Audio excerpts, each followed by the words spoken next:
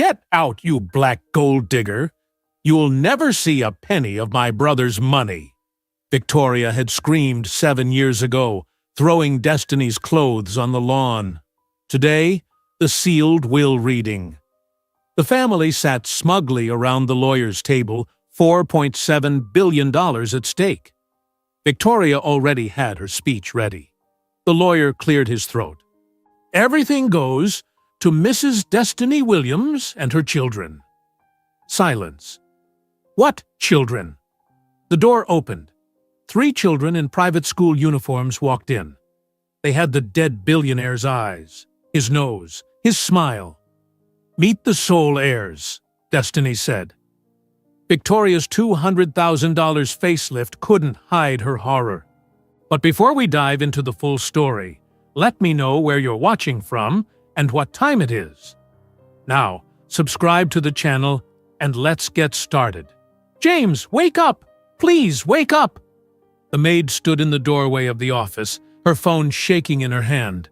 She had just called the emergency number. On the floor, James Williams lay completely still. His face was gray. His eyes were closed. His hand was pressed against his chest. This was 7 years ago in Greenwich, Connecticut. James Williams was 42 years old. He was a billionaire. He made his money from technology companies and buying buildings. He lived in a huge mansion with his wife, Destiny. They had been married for 2 years. That morning started like every other morning. James woke up at 6. He kissed Destiny while she was still sleeping. He went downstairs to his office. He drank coffee. He looked at emails on his computer. On his desk was a photo of Destiny.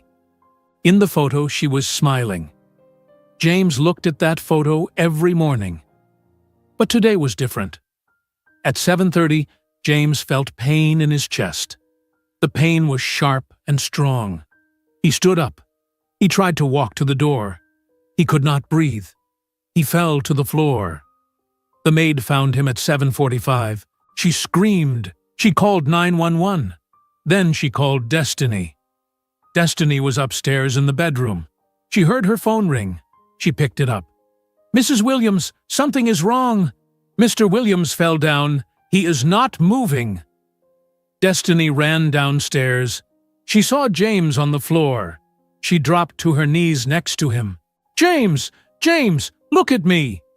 He did not open his eyes. The ambulance arrived 10 minutes later. The paramedics worked on James for 20 minutes. Then they put him on a stretcher. Destiny rode in the ambulance with him. She held his hand. His hand was cold. At the hospital, doctors took James into the emergency room. Destiny waited outside. She sat in a plastic chair. Her whole body was shaking. A nurse brought her water. She could not drink it. After 1 hour, a doctor came out. His face was serious. "Mrs. Williams, I am very sorry. Your husband had a massive heart attack. We did everything we could. He died at 8:52 this morning." Destiny stared at the doctor. She did not speak. She could not speak. The doctor said more words, but Destiny did not hear them. Everything sounded far away. James was dead. The funeral happened 3 days later.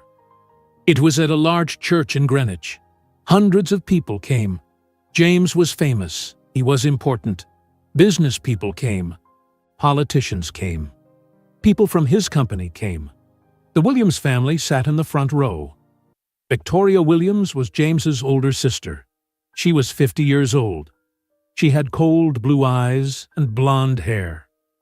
Next to her sat her 2 sons, Richard and Edward. Behind them sat other family members, James's cousin Margaret and his uncle Donald. Destiny sat alone on the other side of the aisle. She wore a simple black dress. Her eyes were red from crying. She looked at the coffin at the front of the church.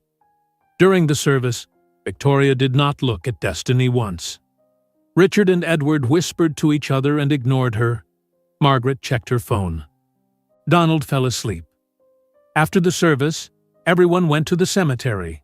People stood around the grave. The priest said prayers. Workers lowered the coffin into the ground. Destiny stood by herself. No one from the Williams family stood near her. No one spoke to her. No one touched her shoulder or held her hand. She was completely alone. People started leaving. Cars drove away. Soon, only Destiny remained. She stood looking at the fresh dirt. She whispered, "James, what do I do now?" No one answered. Destiny went back to the mansion. The house was empty and quiet. She walked through the halls. Everything reminded her of James. His jacket on the chair, his books on the shelf, his smell in the bedroom. She went into their bedroom and sat on the bed. She opened the drawer next to the bed. Inside was a small white stick, a pregnancy test. It had 2 pink lines on it. Destiny had taken the test 1 week before James died. She went to the doctor the next day. The doctor did an ultrasound. The doctor smiled and said, "Mrs. Williams, you are pregnant with triplets, 3 babies." Destiny was shocked and happy.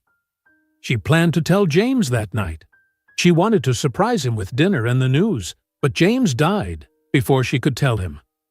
Now she sat alone, holding the pregnancy test. She was 2 months pregnant. James never knew. His family never knew. She put her hand on her stomach. There was no bump yet, but 3 babies were growing inside. She cried until she had no more tears. The next morning, Destiny woke up to loud voices downstairs. She walked to the top of the stairs. In the front hall stood Victoria. Next to Victoria were 3 men in suits. They were lawyers. Behind them stood 2 large men in uniforms, security guards. Victoria looked up and saw Destiny. "There you are," Victoria said. Her voice was cold and sharp. "Come down here." Destiny walked down the stairs slowly. She wore a robe and slippers. Her hair was not brushed. "What is happening?" Destiny asked. Victoria crossed her arms. "You need to leave this house. Today. Now." Destiny stared at her. "What are you talking about?" "This house belongs to the Williams family. You do not belong here. You never did." One of the lawyers stepped forward. He held papers. "Mrs. Williams, the estate is under review. Until the will is processed, this property is controlled by the family trust. You are required to vacate the premises." "But James was my husband," Destiny said. Her voice shook. "This is my home." Victoria laughed. It was not a kind laugh. "Your home? You were married to my brother for 2 years. 2 years! You are nothing but a gold digger. You married him for his money. Everyone knows it." "That is not true," Destiny said. Tears filled her eyes. "I loved James." "You loved his bank account," Victoria said. She turned to the staff members who were standing nearby, watching. "Pack her things. Use garbage bags. She does not deserve suitcases." "Victoria, please," Destiny said. "Just give me time. I have nowhere to go."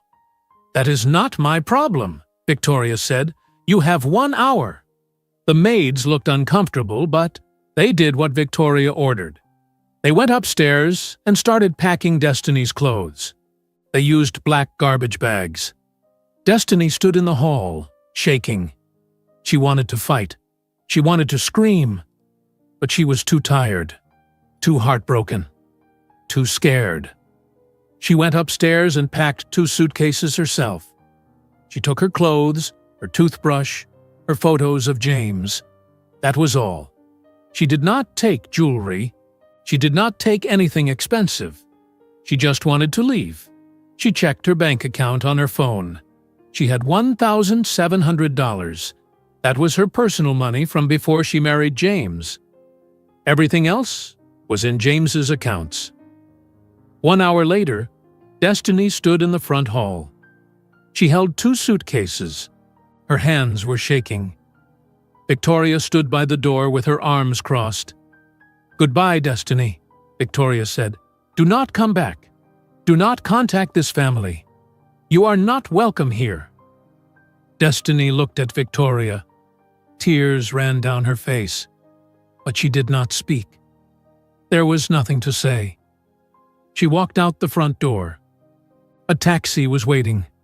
The driver put her suitcases in the trunk. Destiny got in the back seat. "Where to?" the driver asked. "New York City," Destiny whispered. "The Bronx." The taxi started driving. Destiny looked back at the mansion through the rear window. The big white house got smaller and smaller. Victoria stood in the doorway, watching. Destiny put her hand on her stomach. She could not feel the babies yet, but she knew they were there. 3 tiny lives growing inside her. James's children. Children he would never meet. She closed her eyes. Fresh tears came. She whispered to the babies, "I will protect you, no matter what." The taxi drove away from Greenwich, away from the mansion, away from the Williams family. Destiny had no family, no money, no home. But she had 3 reasons to survive. The taxi stopped in front of a building in the Bronx. The building was old and gray. Paint was falling off the walls. Trash was on the sidewalk. Destiny paid the driver $38. He took her suitcases out of the trunk and drove away fast. Destiny stood on the sidewalk alone. It was getting dark. She heard loud music from an apartment window. She heard people yelling. She heard a siren far away. She picked up her suitcases and walked into the building. There was no doorman. The front door was broken. Inside, the hallway smelled bad. The light on the ceiling was flickering. Destiny had found this apartment online 2 days ago. The rent was $800 per month. It was the cheapest one she could find. The landlord told her to pick up the keys from apartment 1, and she knocked on the door of apartment 1. An old woman opened it. She was short and thin with gray hair. "Are you Destiny?" the woman asked. "Yes." The woman handed her a key. "Apartment 12, 3rd floor, no elevator." "Thank you," Destiny said. She climbed the stairs. Her suitcases were heavy. By the time she reached the 3rd floor, she was breathing hard. She found apartment 12 and unlocked the door. The apartment was tiny. 1 bedroom, 1 bathroom. A small kitchen with old appliances. The walls were dirty white with cracks. The floor was scratched. There was a smell of mold. Destiny walked into the empty bedroom. No bed, no furniture, nothing. She put her suitcases down. She sat on the floor. She looked around at the peeling paint and the stained carpet. She started crying. She cried for James. She cried for the mansion she lost. She cried for the life she thought she would have. She cried until her head hurt. Then she stopped. She wiped her face. She put her hand on her stomach. "I cannot cry forever," she whispered. "You need me to be strong." That night, she slept on the floor. She used her jacket as a pillow. The floor was hard and cold. She barely slept. The next morning, Destiny woke up at 6. Her back hurt. She was hungry. She went to the bathroom. The mirror was cracked. She looked at herself. Her eyes were swollen from crying. Her hair was messy. She looked tired and sad. She washed her face. She changed her clothes. She counted her money. $1,700. She had to make it last. She walked to a thrift store 6 blocks away. The store smelled like old clothes and dust. She walked through the aisles looking at used furniture. She found a mattress for $80. It had a small stain, but it was clean enough. She found 2 sheets for $10. She found a small table for $20 and 2 chairs for $15. She found a lamp for $5. She found plates, cups, and forks for $12. The man at the counter was older, with a beard. "You need delivery?" he asked. "How much does that cost?" Destiny asked. $50. Destiny counted her money in her head. She needed to save as much as possible. "Can I borrow a cart? I can push it myself." The man looked at her. "You pregnant?" "Yes." "How many months?" "2 months." He sighed. "I will deliver it for $20. You should not push heavy things." "Thank you," Destiny said. She almost cried again because of his kindness. She gave him her address. She paid $152 total. She walked back to the apartment. The delivery truck came 1 hour later. The man and his son carried everything upstairs. They were kind and did not ask questions. When they left, Destiny made the bed. She sat at the small table. She had furniture now. It was not much, but it was something. She opened her laptop. She needed a job immediately. She applied to 10 different places online. Stores, restaurants, offices. She applied to everything. 3 days passed. Only one place called her back. A dentist office needed a receptionist. Part-time, $9 per hour. Destiny went to the interview. The dentist was a middle-aged man named Dr. Shah. "Do you have experience answering phones?" he asked. "Yes," Destiny said. It was partly true. She had answered phones at her old job before she met James. "Can you start Monday?" "Yes." "You will work Monday through Friday, 9 in the morning to 3 in the afternoon. Is that okay?" "Yes. Thank you." Destiny left the office and cried on the bus ride home. She had a job. It was not much money, but it was something. But one job was not enough. She needed more. She applied to a cleaning company. They hired her immediately. She would clean office buildings at night. 10 at night to 6 in the morning, $12 per hour. She also signed up for online data entry work. She could do it on weekends from home, $8 per hour. Her life became work and sleep. Nothing else. She worked at the dentist office during the day. She came home and slept for 3 hours. She woke up and worked cleaning offices all night.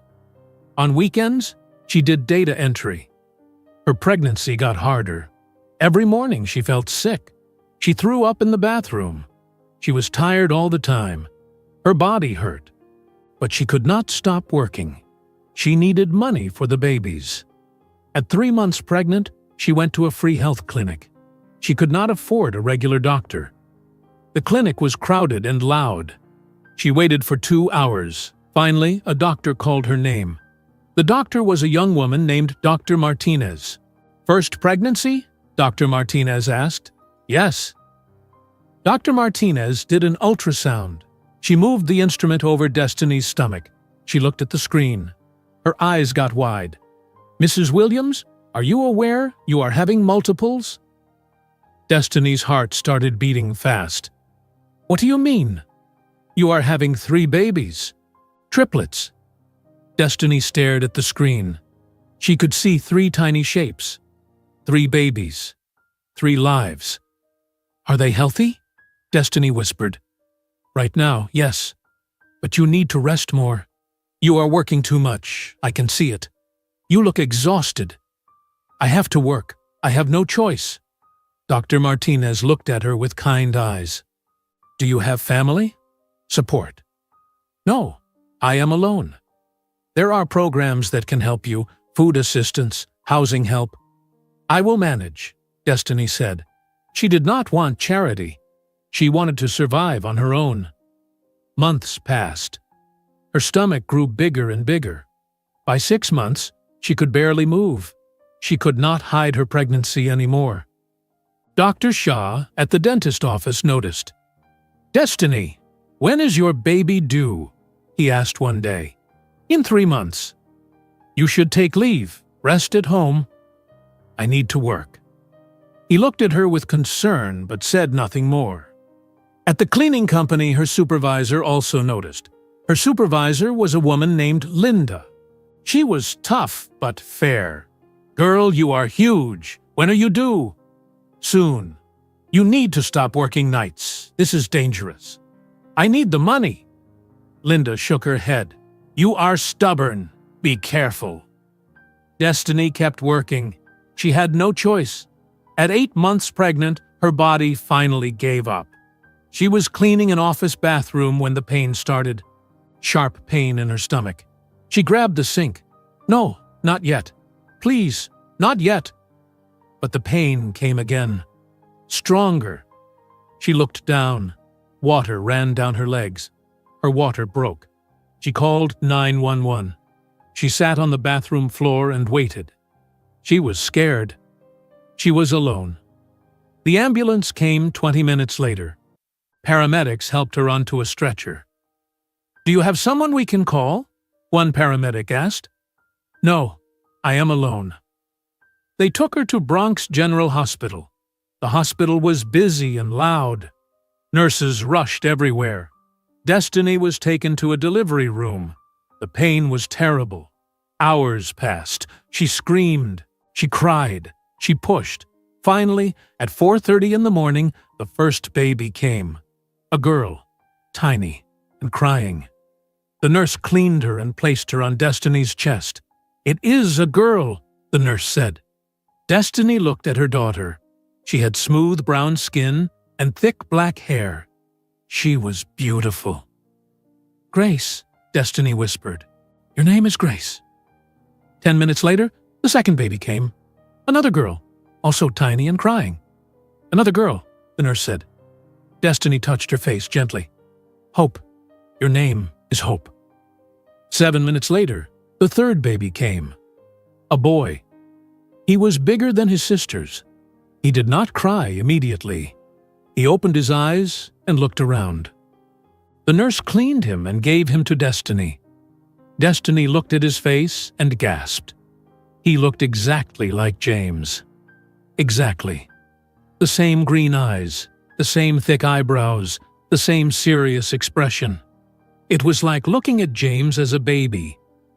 Tears ran down Destiny's face. "James," she whispered. "Your name is James. James Jr." The nurse smiled. "3 beautiful babies.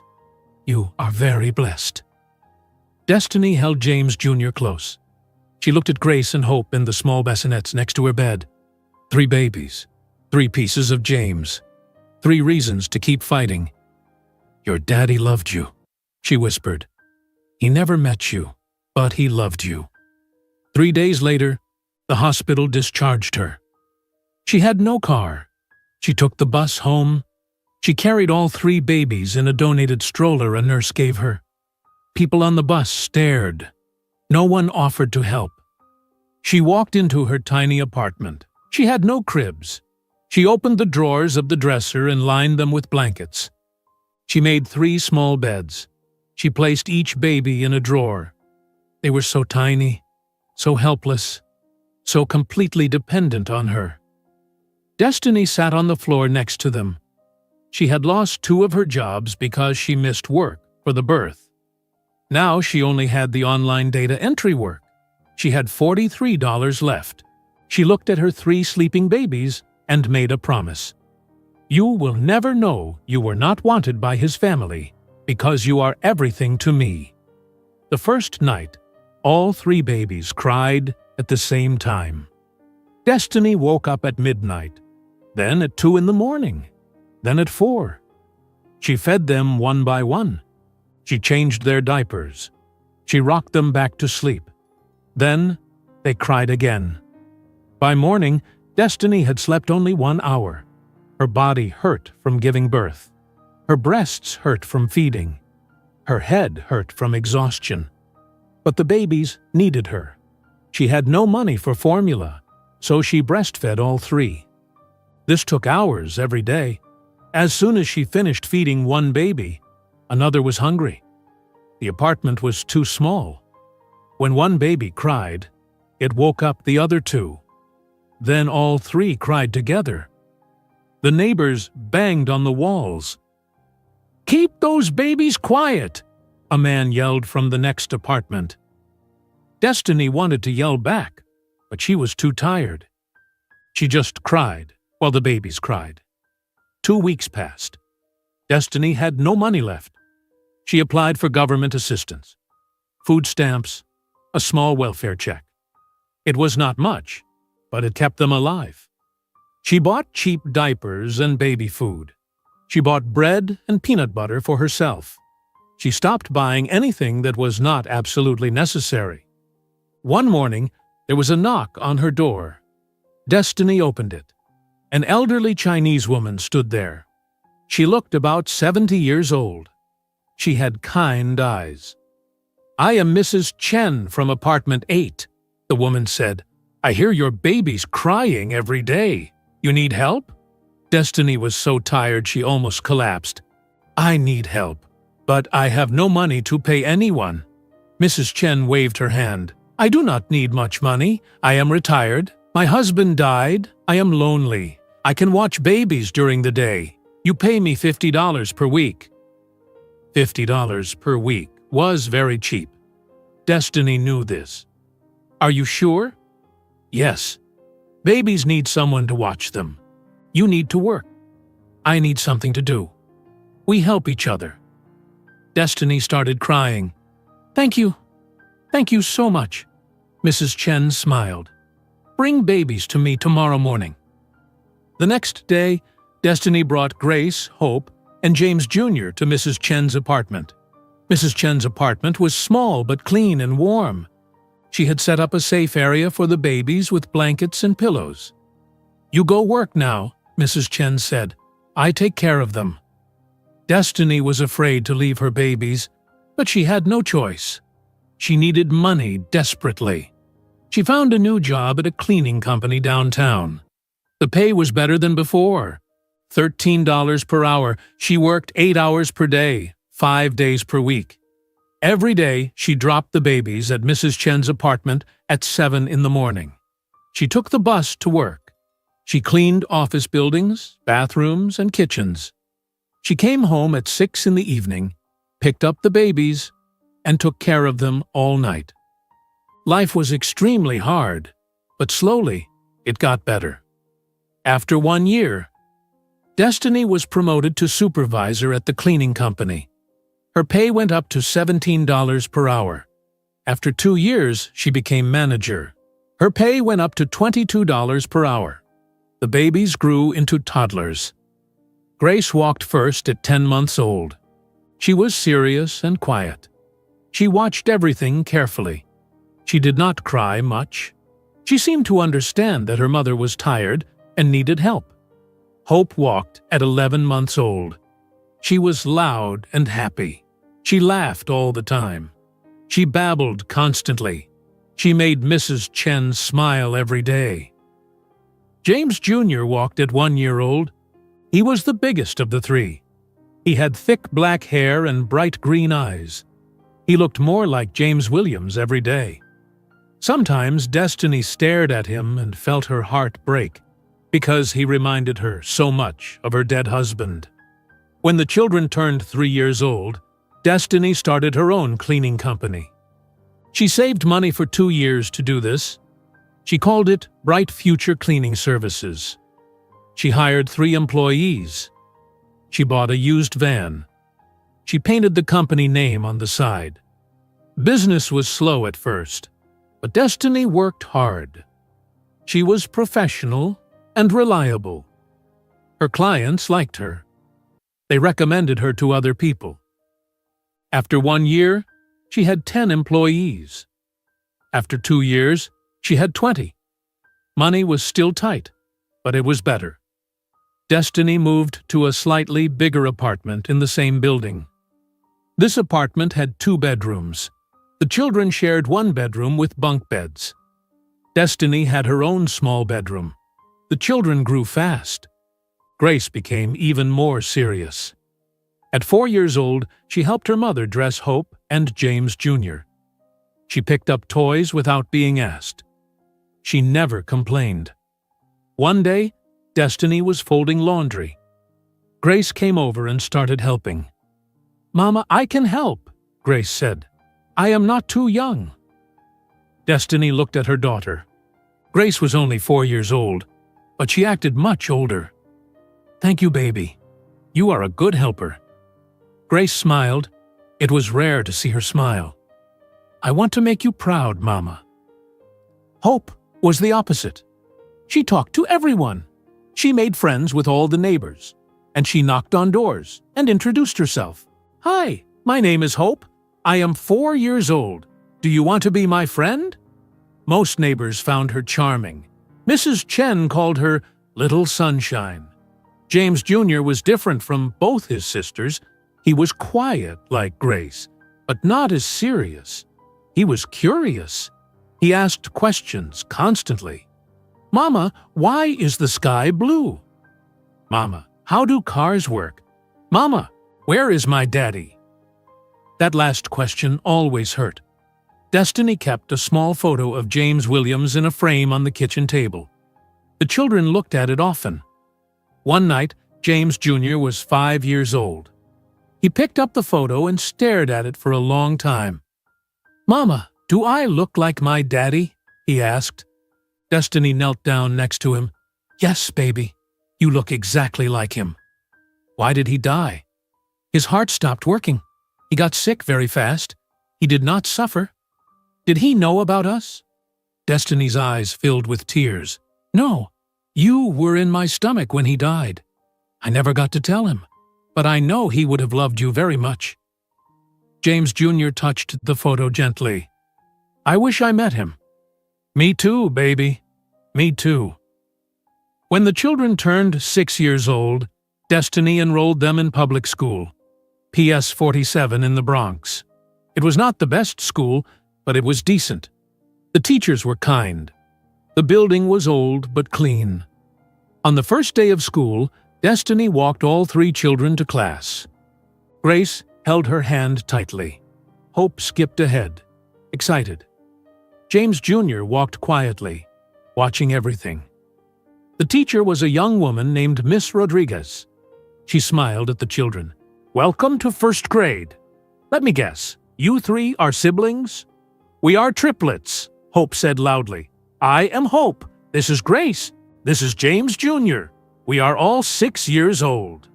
Miss Rodriguez looked impressed. "Triplets! How wonderful! Please find seats." The children did well in school. Grace got perfect grades. She loved reading.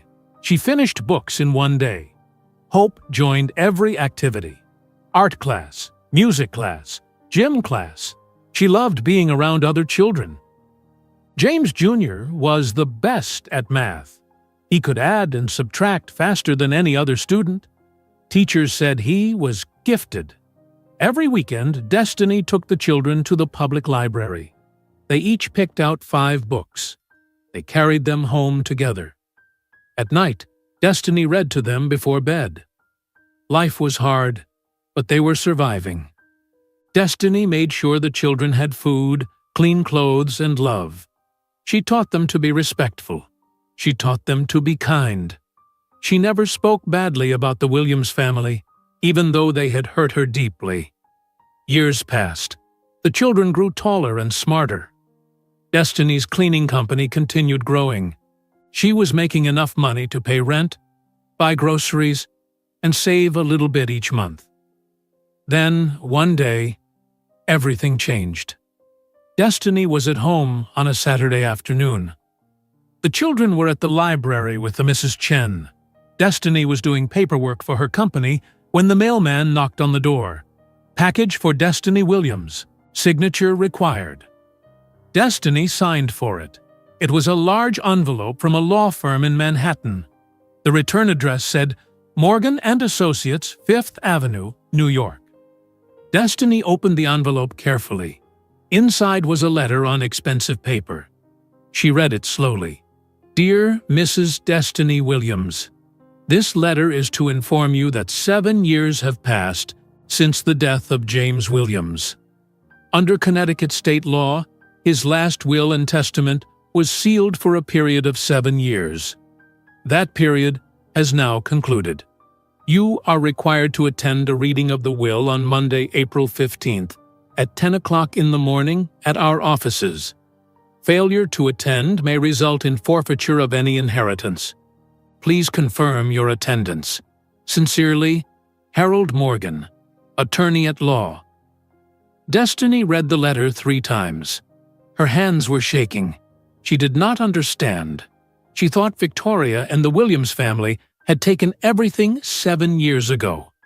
Why was she being called to a will reading now? She picked up her phone. She scrolled through her contacts and found Ruth Chen. Ruth was Mrs. Chen's niece. She was a lawyer who helped Destiny with paperwork when she started her cleaning company. Ruth charged low fees because she believed in helping people. Destiny called her. "Ruth, this is Destiny Williams. I need your help. Something is happening, and I do not understand what." Ruth Chen agreed to meet Destiny the next morning. They met at a small coffee shop in Chinatown. Ruth was 32 years old with short black hair and glasses. She wore a professional suit and carried a briefcase. Destiny arrived with the letter. She looked tired and worried. She sat down across from Ruth and slid the envelope across the table. "Read this," Destiny said. "I do not understand what it means." Ruth took out the letter and read it carefully. Her eyebrows went up. She read it again. "This is very unusual," Ruth said. "What does it mean? I thought the Williams family took everything 7 years ago. Why am I being called now?" Ruth put the letter down. "Let me explain. Sometimes wealthy people create wills that are sealed for a specific period of time, usually 7 years or 10 years. They do this to avoid immediate fighting among family members. The will is locked away and cannot be opened until the time period ends." So James had a sealed will? It appears so. And now the 7 years are over. The law firm is required to read the will to all named beneficiaries. "But Victoria told me the house and everything belong to the family trust." Ruth shook her head. "She may have lied to you, or she may have controlled other assets that were separate from the will. Either way, you are legally required to attend this reading. If you do not go, you could lose any inheritance James left you." Destiny's heart was beating fast. "Do you think he left me something?" "I do not know, but you need to attend and find out." Destiny was quiet for a moment. Then she said, "I do not want to see Victoria again. She was cruel to me. She threw me out when I had nothing." "I understand. But this is not about her. This is about what your husband wanted. You owe it to yourself and your children to attend." Destiny looked up. "My children. Should I tell them?" "Tell me about your children," Ruth said. "James did not know about them, correct?" "Correct. I found out I was pregnant 1 week before he died. I never got to tell him. I had triplets, 3 children, Grace, Hope, and James Jr. They are 6 years old now." Ruth leaned forward. "This is very important, Destiny. If the will mentions children or future children, your triplets could be beneficiaries. But you will need proof that James is their biological father."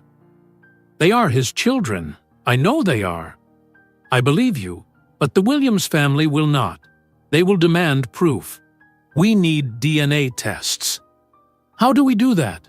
James is dead." "We can use medical records. When someone dies in a hospital, tissue samples are often stored for a period of time. We can request samples from the hospital where James died. Then we can compare his DNA to your children's DNA." Destiny felt overwhelmed. "How long will this take?" 2 to 3 weeks. The will reading is in 1 week. We need to move fast." "What do I need to do?" "First, I need your permission to request James's medical records. Second, I need to take your children to a lab for DNA testing. It is simple. They just swab the inside of their cheeks. It does not hurt." "Okay, let us do it." Ruth made phone calls that afternoon.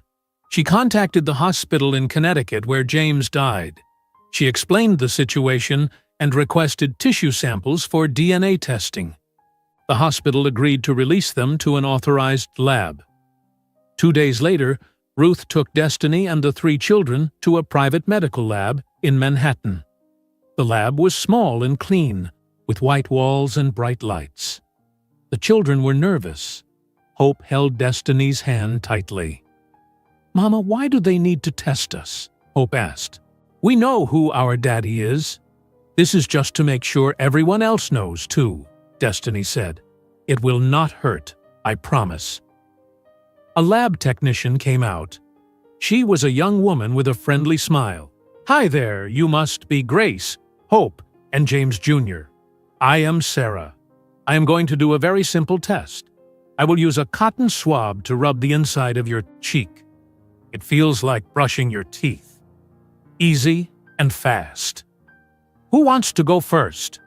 James Jr. stepped forward. "I will go." He sat in a chair. Sarah gently swabbed the inside of his cheek. It took 5 seconds. "All done?" Sarah said. "See? Easy. Next." Grace and Hope went next. Neither of them cried or complained. Destiny was proud of them. "Results will be ready in 2 weeks," Sarah said. "We will send them directly to your attorney." The wait was terrible. Destiny could not sleep. She kept thinking about the will reading. What if James left her nothing? What if this was all a mistake? What if Victoria found a way to hurt her again? She also worried about the DNA tests. What if something went wrong? What if the tests were inconclusive? Ruth called her every few days to check on her. "Try not to worry," Ruth said. "We did everything correctly. Now we wait." On day 13, Ruth called with news. "The DNA results are back," Ruth said. "James Williams is confirmed as the biological father of all 3 children. The match is 99.9% certain." Destiny sat down on her bed. She started crying. Not sad tears. Relieved tears. "Thank you, Ruth. Thank you so much. Now we prepare for the will reading. I strongly suggest you bring the children with you." "What? Why?" "I do not want them to see that family. I do not want them to be hurt." "I understand your fear, but think about this. If the will mentions children, the Williams family will demand proof. If you bring the children, they will see them. They will see James Jr., who looks exactly like his father. They will not be able to deny the truth." Destiny thought about this. She did not want to bring her babies into that environment. But Ruth was right. The Williams family needed to see them. "Okay," Destiny said quietly. "I will bring them." "Good. Now, you need to dress them appropriately, professional and respectful. Do you have clothes for them?" Destiny looked at her children's closet. They had school clothes, but nothing fancy. Everything was cheap and worn. "No, I do not." "Go shopping. Buy them matching outfits. You want them to look neat and serious." The next day, Destiny took the children to a discount clothing store in the Bronx. She could not afford expensive clothes, but she found a sales section with school uniforms. Navy blue blazers, white button shirts, gray pants for James Jr., gray skirts for Grace and Hope. She bought 3 outfits for $95 total. It was a lot of money for her, but she paid it. At home, the children tried on the clothes. They looked neat and serious. Hope spun around in her blazer. "Do I look fancy, Mama?" she asked. "You look beautiful," Destiny said. Grace looked at herself in the mirror. "Mama, why do we need fancy clothes? Where are we going?" Destiny knelt down in front of her 3 children. She took a deep breath. "We are going to an important meeting in Manhattan. There are lawyers there who need to talk to us about your father." "Our father?" James Jr. asked. His green eyes were wide. "We are going to learn about him?" "Yes, and you might meet his family, his sister and other relatives." "Are they nice?" Hope asked. Destiny paused.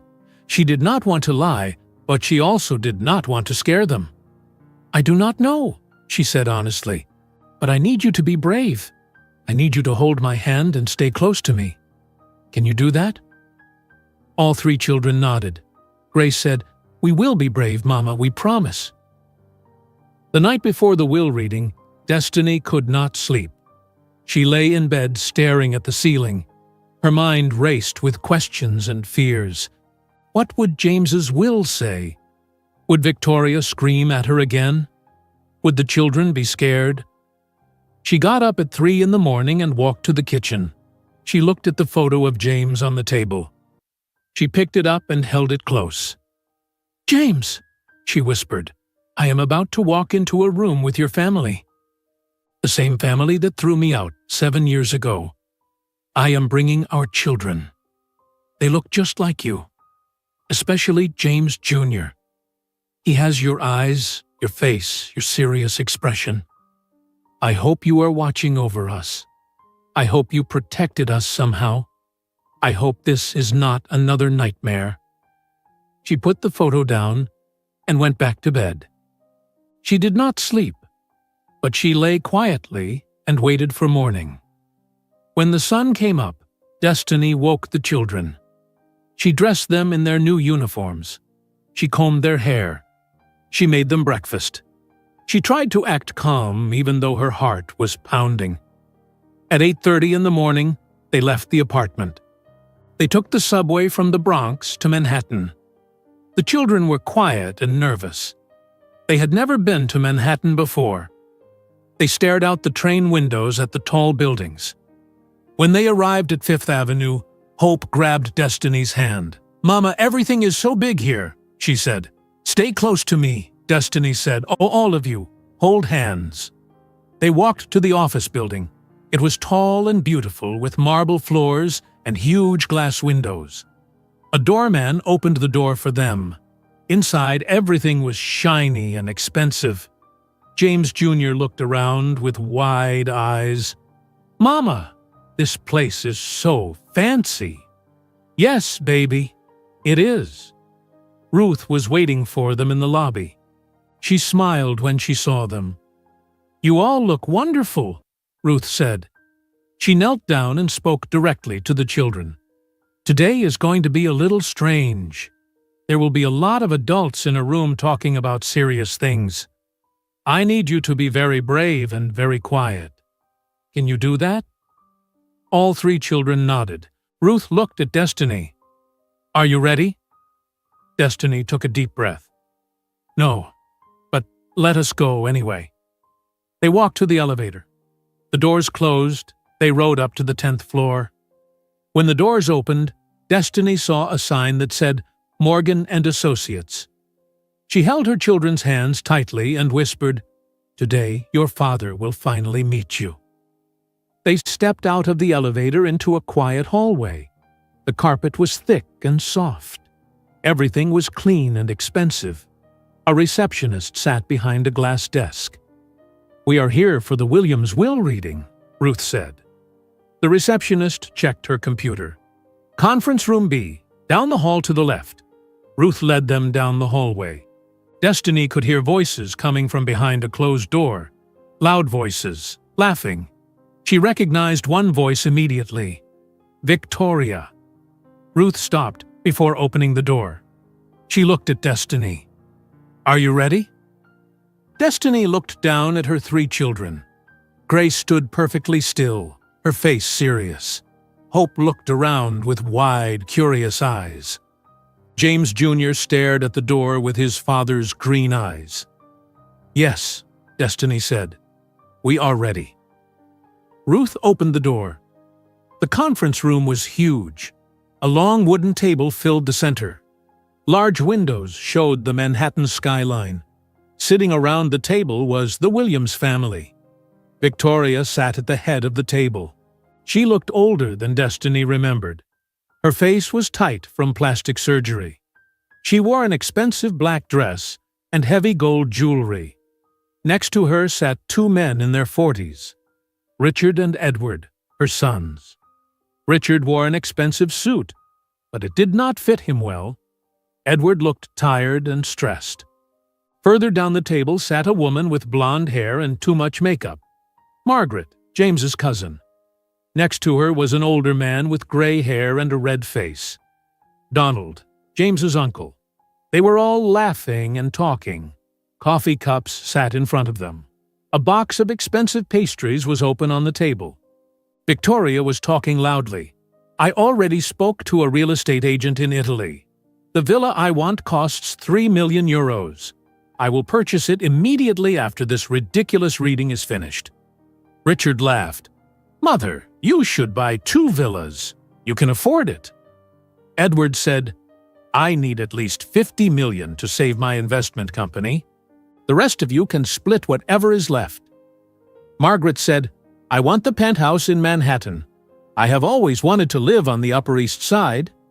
Donald said, just make sure I get enough to pay off my debts. Then I can start fresh. They were all so focused on their conversation that they did not notice the door open. Then Victoria looked up. She saw Destiny standing in the doorway. The room went completely silent. Victoria's face changed. Her smile disappeared. Her eyes went cold and hard. What are you doing here? Victoria said. Her voice was sharp and angry. Destiny did not answer. She walked into the room with Ruth beside her. The 3 children followed, holding hands. Grace in the middle, Hope on one side, James Jr. on the other. The Williams family stared. Their eyes moved from Destiny to the children. Everyone looked confused. Richard stood up. Mother, who are these children? Victoria kept her eyes on Destiny. I do not know. This woman has no children. She is probably trying to scam us with actors. Destiny walked to the opposite end of the long table. She sat down. Ruth sat next to her. The children sat on the other side of Destiny. They looked small in the big leather chairs. Edward leaned forward, staring at James Jr. His face went pale. Mother, that boy looks exactly like Uncle James. Victoria snapped her head around to look at James Jr. For the first time, she really looked at him. Her mouth fell open slightly. James Jr. stared back at her. His green eyes were steady and serious. He did not smile. He did not look away. Margaret gasped. Oh my God, that is James's face. That is definitely James's face. Donald stood up. This is a trick. She probably hired a child who looked similar. Before anyone could say more, the door opened again. An elderly man walked in. He was tall and thin, with white hair and glasses. He wore an expensive gray suit. He carried a leather briefcase. Good morning, everyone, the man said. His voice was calm and professional. I am Harold Morgan. I was James Williams's personal attorney for 20 years. Thank you all for attending today. He walked to the head of the table, but did not sit down. He placed his briefcase on the table and opened it. He took out a sealed envelope. Victoria composed herself. She sat up straight. Mr. Morgan, I demand to know why that woman is in this room. She has no right to be here. Mr. Morgan looked at Destiny. Are you Destiny Williams, widow of James Williams? Yes, Destiny said quietly. Then you have every right to be here. You are named in the will. Victoria's face turned red. This is absurd. We have waited 7 years for this reading. Let us get on with it. Mr. Morgan sat down. He put on his glasses. He opened the sealed envelope carefully. He took out several pages of paper. He cleared his throat. I will now read the last will and testament of James Williams, written on March 3rd, 7 years ago, 1 week before his death. The room was completely silent. Everyone leaned forward. Mr. Morgan began to read. I, James Williams, being of sound mind and body, do hereby declare this to be my last will and testament. I revoke all previous wills and codicils. Victoria smiled. Richard and Edward looked confident. Margaret examined her fingernails. Donald leaned back in his chair. Mr. Morgan continued. I leave my entire estate to my beloved wife, Destiny Williams. This includes all properties, all business assets, all bank accounts, all investments, and all personal belongings." Victoria's smile disappeared. "Furthermore, if at the time of my death my wife is pregnant, or if children are born after my death who are proven to be biologically mine, they shall inherit equally with their mother. The estate shall be divided into equal shares among Destiny and any children." Edward stood up. "Wait, stop. What does that mean?" "Mister?" Morgan continued reading, his voice steady. "To my sister, Victoria Williams, I leave nothing. To my nephews Richard and Edward Williams, I leave nothing. To my cousin Margaret Williams, I leave nothing. To my uncle Donald Williams, I leave nothing. To all other members of the Williams family, I leave nothing." "What?" Victoria screamed. She stood up so fast her chair fell backward. "This is insane! This is not legal! James would never do this!" Mr. Morgan kept reading. "I make this decision with full awareness and intention. My family has spent my entire life trying to control me and my money. They have never shown genuine love or care. They are cruel, greedy, and manipulative. I do not want them to have a single dollar of what I worked to build. My wife Destiny is the only person who ever loved me for who I am, not for my money. If we have children, I trust her to raise them with integrity and kindness." Victoria was shaking.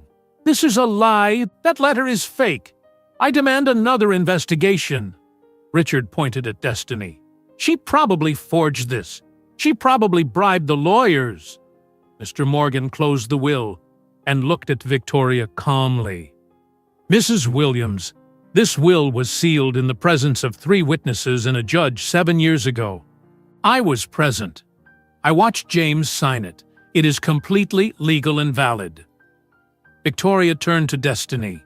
Her face was twisted with rage. "You have no children? James died before you could trap him with a baby. This will means nothing." Ruth stood up. She opened her briefcase and took out a folder. "Actually, Mrs. Williams, that is incorrect." She walked around the table and placed papers in front of Mr. Morgan. "These are birth certificates for 3 children born 8 months after James Williams died. Grace Williams, Hope Williams, and James Williams, Jr. All 3 list James Williams as their father." Margaret said, "Anyone can write a name on a birth certificate. That proves nothing." Ruth placed more papers down. "These are DNA test results from an independent laboratory. Tissue samples from James Williams were compared to DNA samples from these 3 children. The results show a 99.9% probability that James Williams is their biological father." The room exploded with noise. Victoria screamed. Richard threatened lawsuits. Edward accused Destiny of fraud. Margaret started crying. Donald demanded to see the documents, but Mr. Morgan remained calm. He reviewed the DNA results carefully. He examined the birth certificates. He looked at medical records showing Destiny was pregnant at the time of James's death. Finally, he looked up. He looked directly at Victoria. "These documents are legally valid and verified. The DNA tests are conclusive. These 3 children are the biological children of James Williams. Mrs. Destiny Williams and her 3 children are the sole beneficiaries of the estate. The Williams family receives nothing." Victoria grabbed the edge of the table. Her knuckles turned white. She stared at James Jr. She could not deny what she saw. The child was a copy of her dead brother. James Jr. stood up from his chair. He was small, but he stood straight and tall. He looked directly at Victoria. His voice was calm and clear. "My father did not want you to have anything."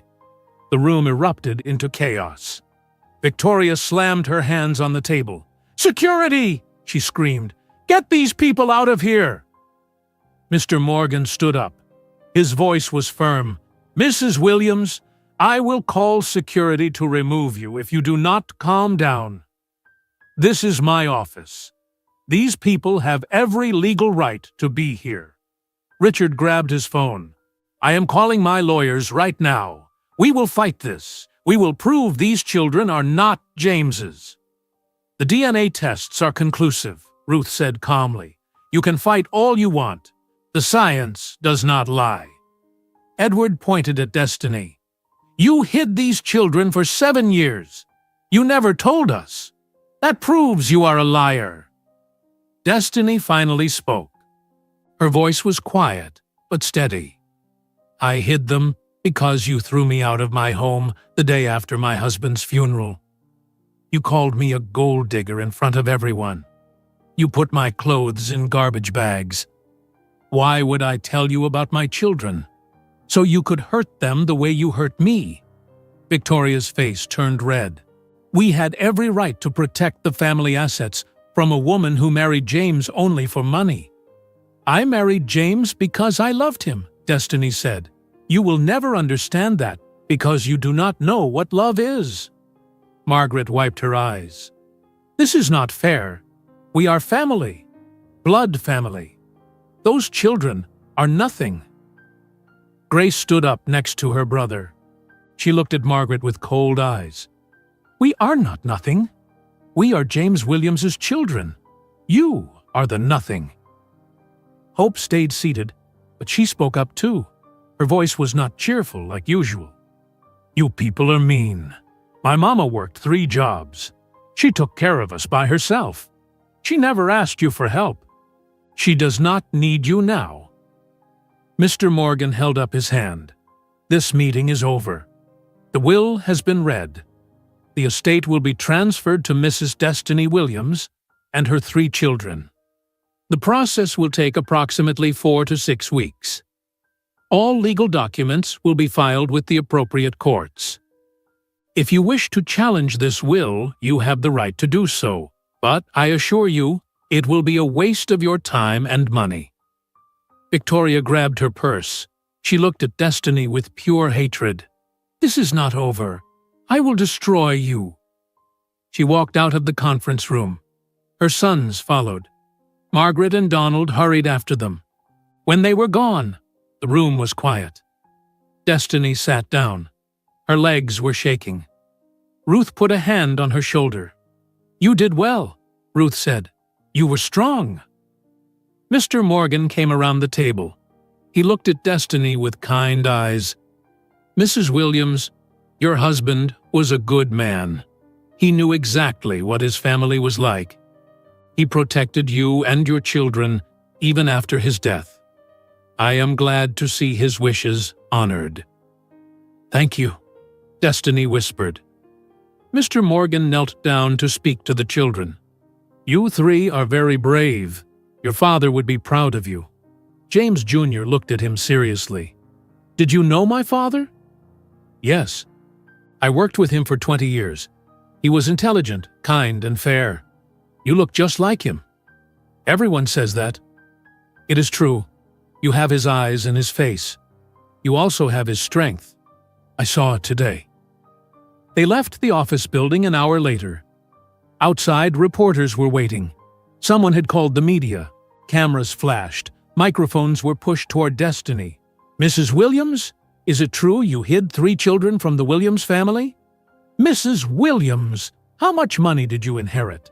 Mrs. Williams, did you know about the will? Ruth stepped in front of Destiny. No comment. Please let us through. They pushed through the crowd and got into a taxi. The children were scared. Hope was crying. Grace held her hand. James Jr. stared out the window. When they got back to the Bronx apartment, Destiny locked the door. She sat on the couch and pulled all 3 children close. Mama, those people were scary, Hope said. I know, baby. But it is over now. Is it really over? Grace asked. She sounded doubtful. Destiny wanted to say yes, but she was not sure. She had a feeling Victoria would not give up easily. She was right. 3 days later, Ruth called Destiny. Victoria hired 5 lawyers. She filed legal complaints in Connecticut, New York, and federal court. She is challenging the will.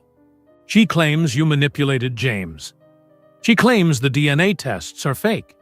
She is demanding new tests. Destiny felt exhausted. Can she do this? She can try, but she will lose. The will is legal. The DNA tests are from an independent lab. Everything was done correctly, but this means we have to go to court. You will have to testify. When? The first hearing is in 6 weeks. Connecticut Family Court. Destiny went back to work at her cleaning company. She tried to act normal. She did not tell her employees what was happening. She did not want attention or pity.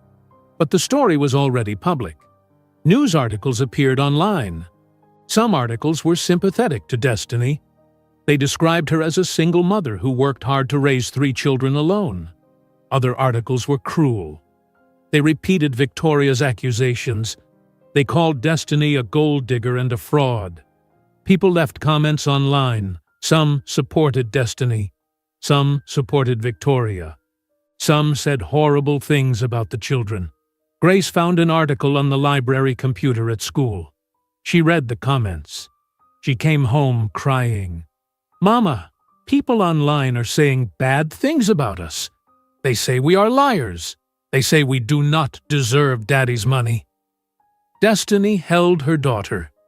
"Grace, do not read those things. People who do not know us have no right to judge us. We know the truth. That is all that matters." But Grace could not stop thinking about it. She became quieter. She stopped smiling completely. James Jr. was different. He was not sad. He was angry. He heard his mother crying at night. He saw how stressed she looked. He wanted to protect her, but did not know how. One night, he came into Destiny's bedroom. She was sitting on the bed, looking at legal papers. "Mama, are we going to be okay?" he asked. Destiny pulled him onto her lap. "Yes, baby. We are going to be okay. I promise. I do not like those people. They are mean to you. I know. But we will not let them hurt us. We are stronger than they are. Can I come to court with you? I want to tell the judge what I think." Destiny kissed his forehead. "You are so brave. Just like your father." The 6 weeks passed slowly. Victoria appeared on television twice. She did interviews with news programs. She wore simple clothes and cried for the cameras.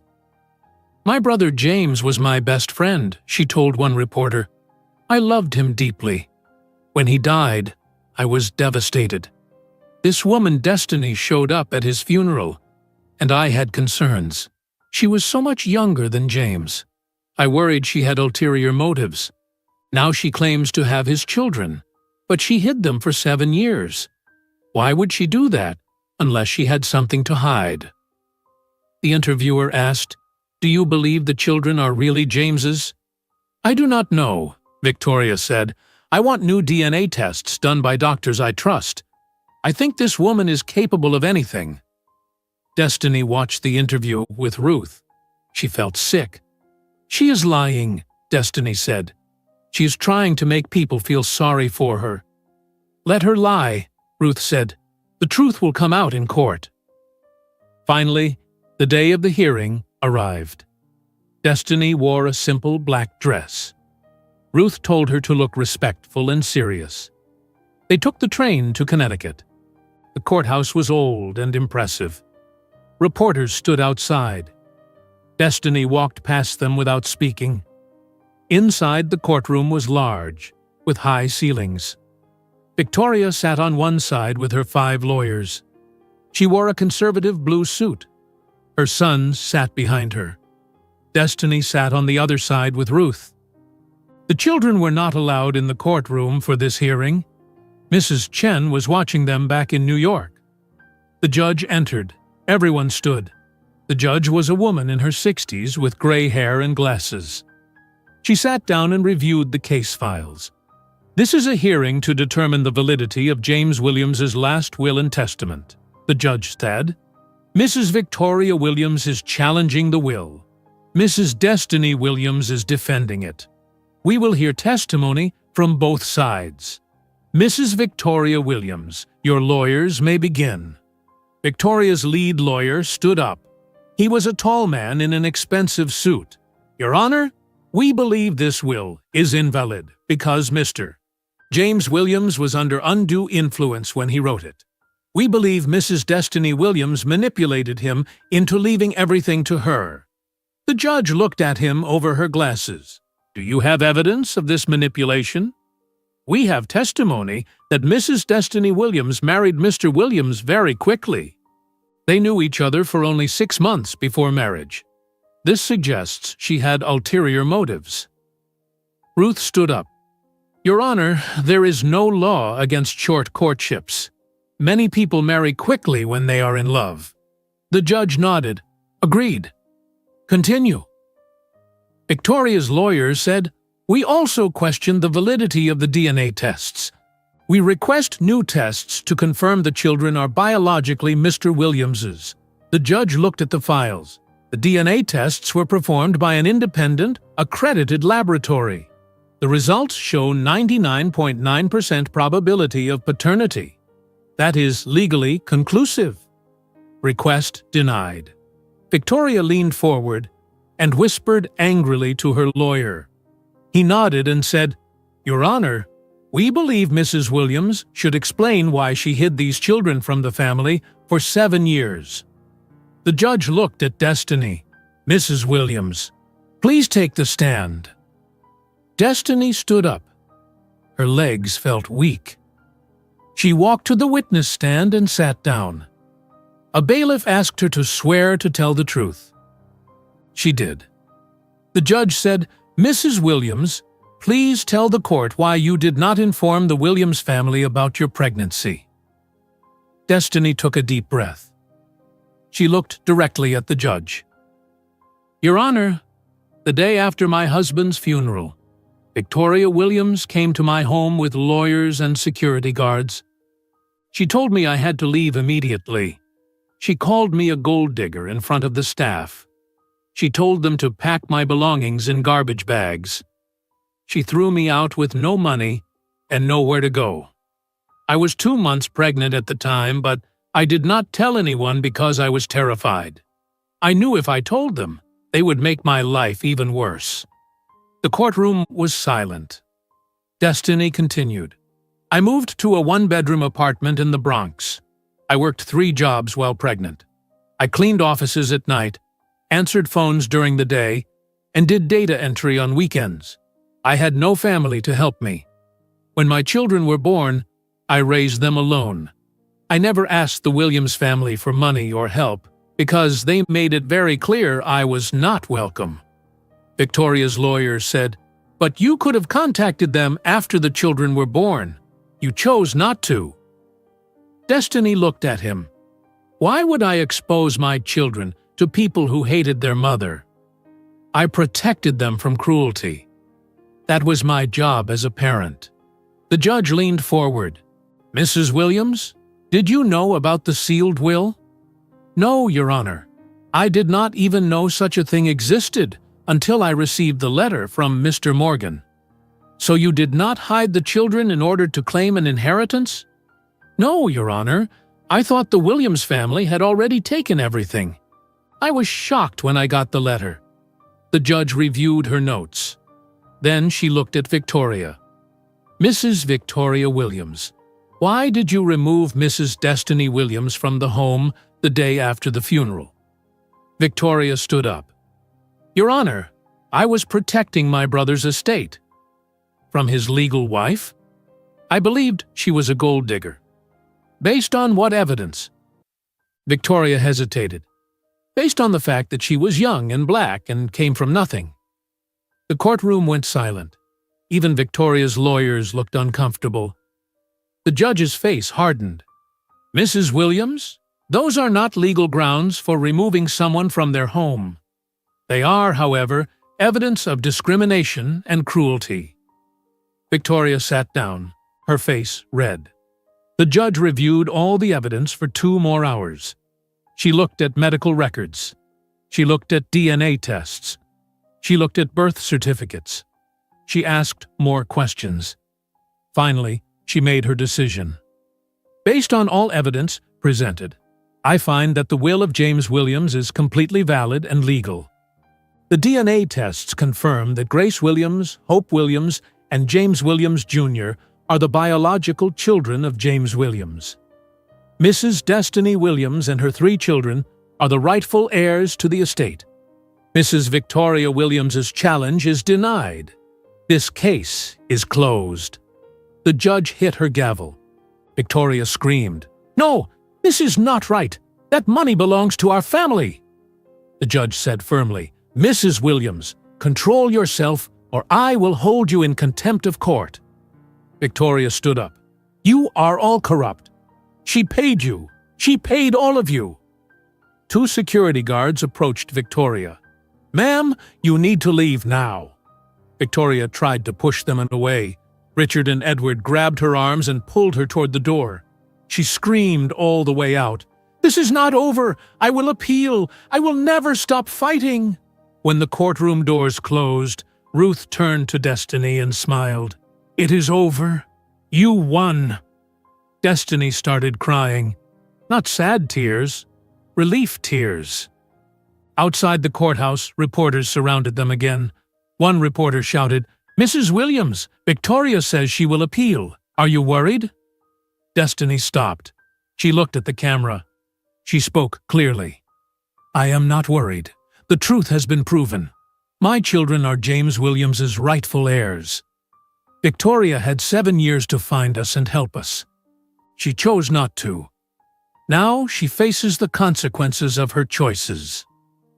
The cameras stopped rolling. Destiny walked to the car with Ruth. Her phone started ringing immediately. Mr. Morgan was calling. "Mrs. Williams, congratulations on your victory," he said. "I need you to come to my office tomorrow. We must begin the transfer of assets." "Tomorrow?" Destiny felt overwhelmed. "What does that mean?" "It means you now legally own everything in your late husband's estate. We need to sign paperwork and make arrangements for you to take possession of the properties." Destiny sat in the back of the car. She could not believe this was real. "How much is everything worth?" "The total estate is valued at $4.7 billion. Destiny almost dropped the phone. "Did you say billion?" "Yes, $4.7 billion, plus properties, business assets, and investments." That night, Destiny could not sleep. She sat at her small kitchen table in the Bronx apartment. She looked around at the cracked walls and old furniture. Tomorrow, everything would change. The next morning, she met with Mr. Morgan and a team of financial advisors. They sat in a large conference room with stacks of papers. Mr. Morgan explained everything.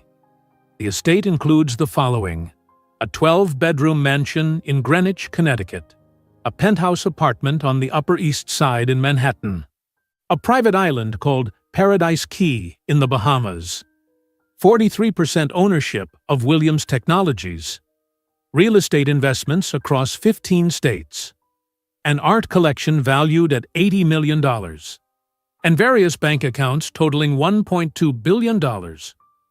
One advisor, a woman named Susan Chen, said, "Mrs. Williams, we understand this is overwhelming. We are here to help you manage everything." "I do not know anything about managing this much money," Destiny said honestly. "That is why you have us. We will handle investments, taxes, legal matters, and property management. You will make the final decisions, but we will advise you." Another advisor, a man named Thomas Reed, said, "The most important decision right now is where you want to live.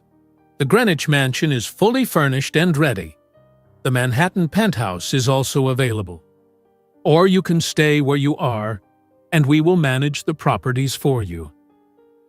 Destiny thought about her 3 children in the small Bronx apartment. They shared one bedroom with bunk beds. She thought about the mansion where James grew up, where he wanted his children to grow up. "I want to move to the Greenwich mansion," she said. "That was my husband's home. I want our children to live there." "Excellent choice," Mr. Morgan said. "We will arrange everything. You can move in next week." When Destiny got home, the children were with Mrs. Chen. Destiny asked Mrs. Chen to stay for a few minutes. She sat all three children down at the small table. "I need to talk to you about something important," Destiny said. The children looked at her with serious faces. "The court decided that everything your father owned now belongs to us. That includes a very big house in Connecticut. We are going to move there next week." Hope's eyes got wide. "How big?" "Very big. 12 bedrooms." 12? Hope jumped up. "Does that mean I get my own room?" "Yes, you each get your own room." Grace looked worried. "I do not want to leave. This is our home. This is where we have always lived." Destiny pulled Grace close. "I know this is scary. Change is always scary. But this is what your father wanted. He wanted you to grow up in his house. He wanted you to have opportunities he could give you." James Jr. was quiet. Finally, he said, "Will we be safe there?" "Yes, baby. I promise we will be safe. We will be together. That is what matters." "What about Mrs. Chen?" Grace asked. "We cannot leave Mrs. Chen." Mrs. Chen smiled. "Do not worry about me. I will visit you. And you can call me any time." The following week was chaos. Professional movers came to pack their belongings. Destiny was embarrassed by how little they owned. A few clothes, some books, toys, photos. Everything fit in 5 boxes. A black car arrived to drive them to Greenwich. The children had never been in such a nice car. The seats were leather. There was a television screen in the back. As they drove out of the Bronx, Hope pressed her face against the window. "Goodbye, home," she whispered. Grace held Destiny's hand tightly. James Jr. stared straight ahead, his face serious. They drove for 1 hour. The neighborhoods changed. Buildings became houses. Houses became mansions. Finally, they turned onto a private road. At the end was a large gate with the letter W on it. The driver pressed a button. The gates opened slowly. Hope gasped. "Mama, look!" The mansion appeared. It was enormous. White stone, tall columns, huge windows, beautiful gardens, a fountain in front. The car stopped in the circular driveway. The driver opened the doors. The children climbed out slowly. "This is ours?" James Jr. asked. "Yes," Destiny said. "This is ours." The front door opened. Mr. Morgan stood there with a woman in a professional suit. "Welcome home, Mrs. Williams," Mr. Morgan said. "This is Patricia Ross. She managed the house staff when Mr. James Williams lived here. She can continue in that role if you wish." Patricia was a white woman in her 50s with kind eyes. "Welcome, Mrs. Williams. Welcome, children. Would you like a tour?" They walked through the mansion. The children's mouths hung open. The entrance hall had marble floors and a crystal chandelier. The living room had tall ceilings and huge sofas. The dining room had a table that could seat 20 people. The kitchen was bigger than their entire Bronx apartment. Upstairs were the bedrooms. Patricia showed each child to their room. "This can be Grace's room," Patricia said, opening a door. The room was huge. Pink wallpaper, a big bed with a canopy, a desk, bookshelves, a walk-in closet, windows overlooking the garden. Grace walked in slowly. She touched the bed. "This is all mine?" "Yes, sweetheart," Destiny said. Hope's room was next door. It was painted yellow with white furniture. Hope ran inside and jumped on the bed. "This is the best day of my life." James Jr.'s room was down the hall. It was painted blue with wooden furniture. But what made James Jr. stop was the desk. It was the same desk from the photo Destiny had shown him. His father's desk. "This was his room," James Jr. whispered. This was my daddy's room. Destiny knelt beside him. Yes, your father grew up in this room. Now it is yours. James Jr. sat at the desk. He ran his hands over the wood. Tears ran down his face. Patricia showed Destiny to the master bedroom. It was enormous. A king-sized bed, a fireplace, a sitting area, a balcony overlooking the property. This was James's room after he became an adult, Patricia said quietly. I have kept it exactly as he left it. Destiny walked in slowly. She saw James's things, his books, his photos, his clothes still in the closet. She sat on the bed and cried. After the tour, Mr. Morgan said, Mrs. Williams, I need to inform you that all the previous staff was let go. Victoria fired them after James died and hired new people. Those people are no longer employed here. You will need to hire a new staff. I do not know how to hire staff, Destiny said. I can help, Patricia said. If you would like, I can recommend people. Good people. Kind people. Who will treat you and your children with respect. Yes, please. I want kind people. No one who worked for Victoria.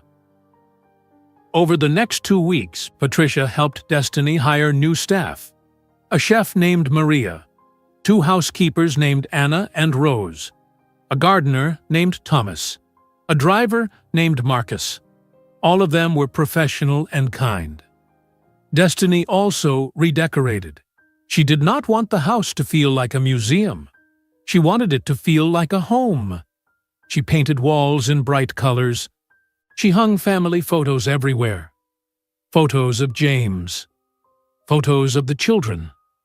Photos of their life in the Bronx. She turned one room into a playroom for the children. She filled it with books, games, and toys. She made sure the children knew this was their house, not a place where they had to be quiet and careful. Meanwhile, Victoria's life was falling apart. She tried to appeal the court's decision 3 more times.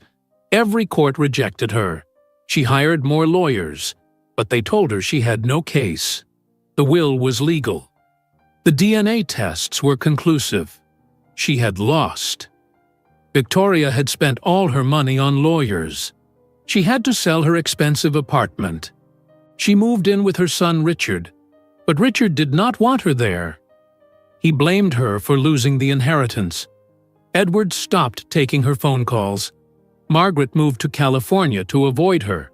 Donald disappeared completely. Victoria became obsessed with contacting Destiny. She called the Greenwich Mansion every day.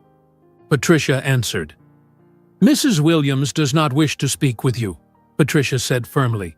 I need to talk to her. Please, I made mistakes. I need help.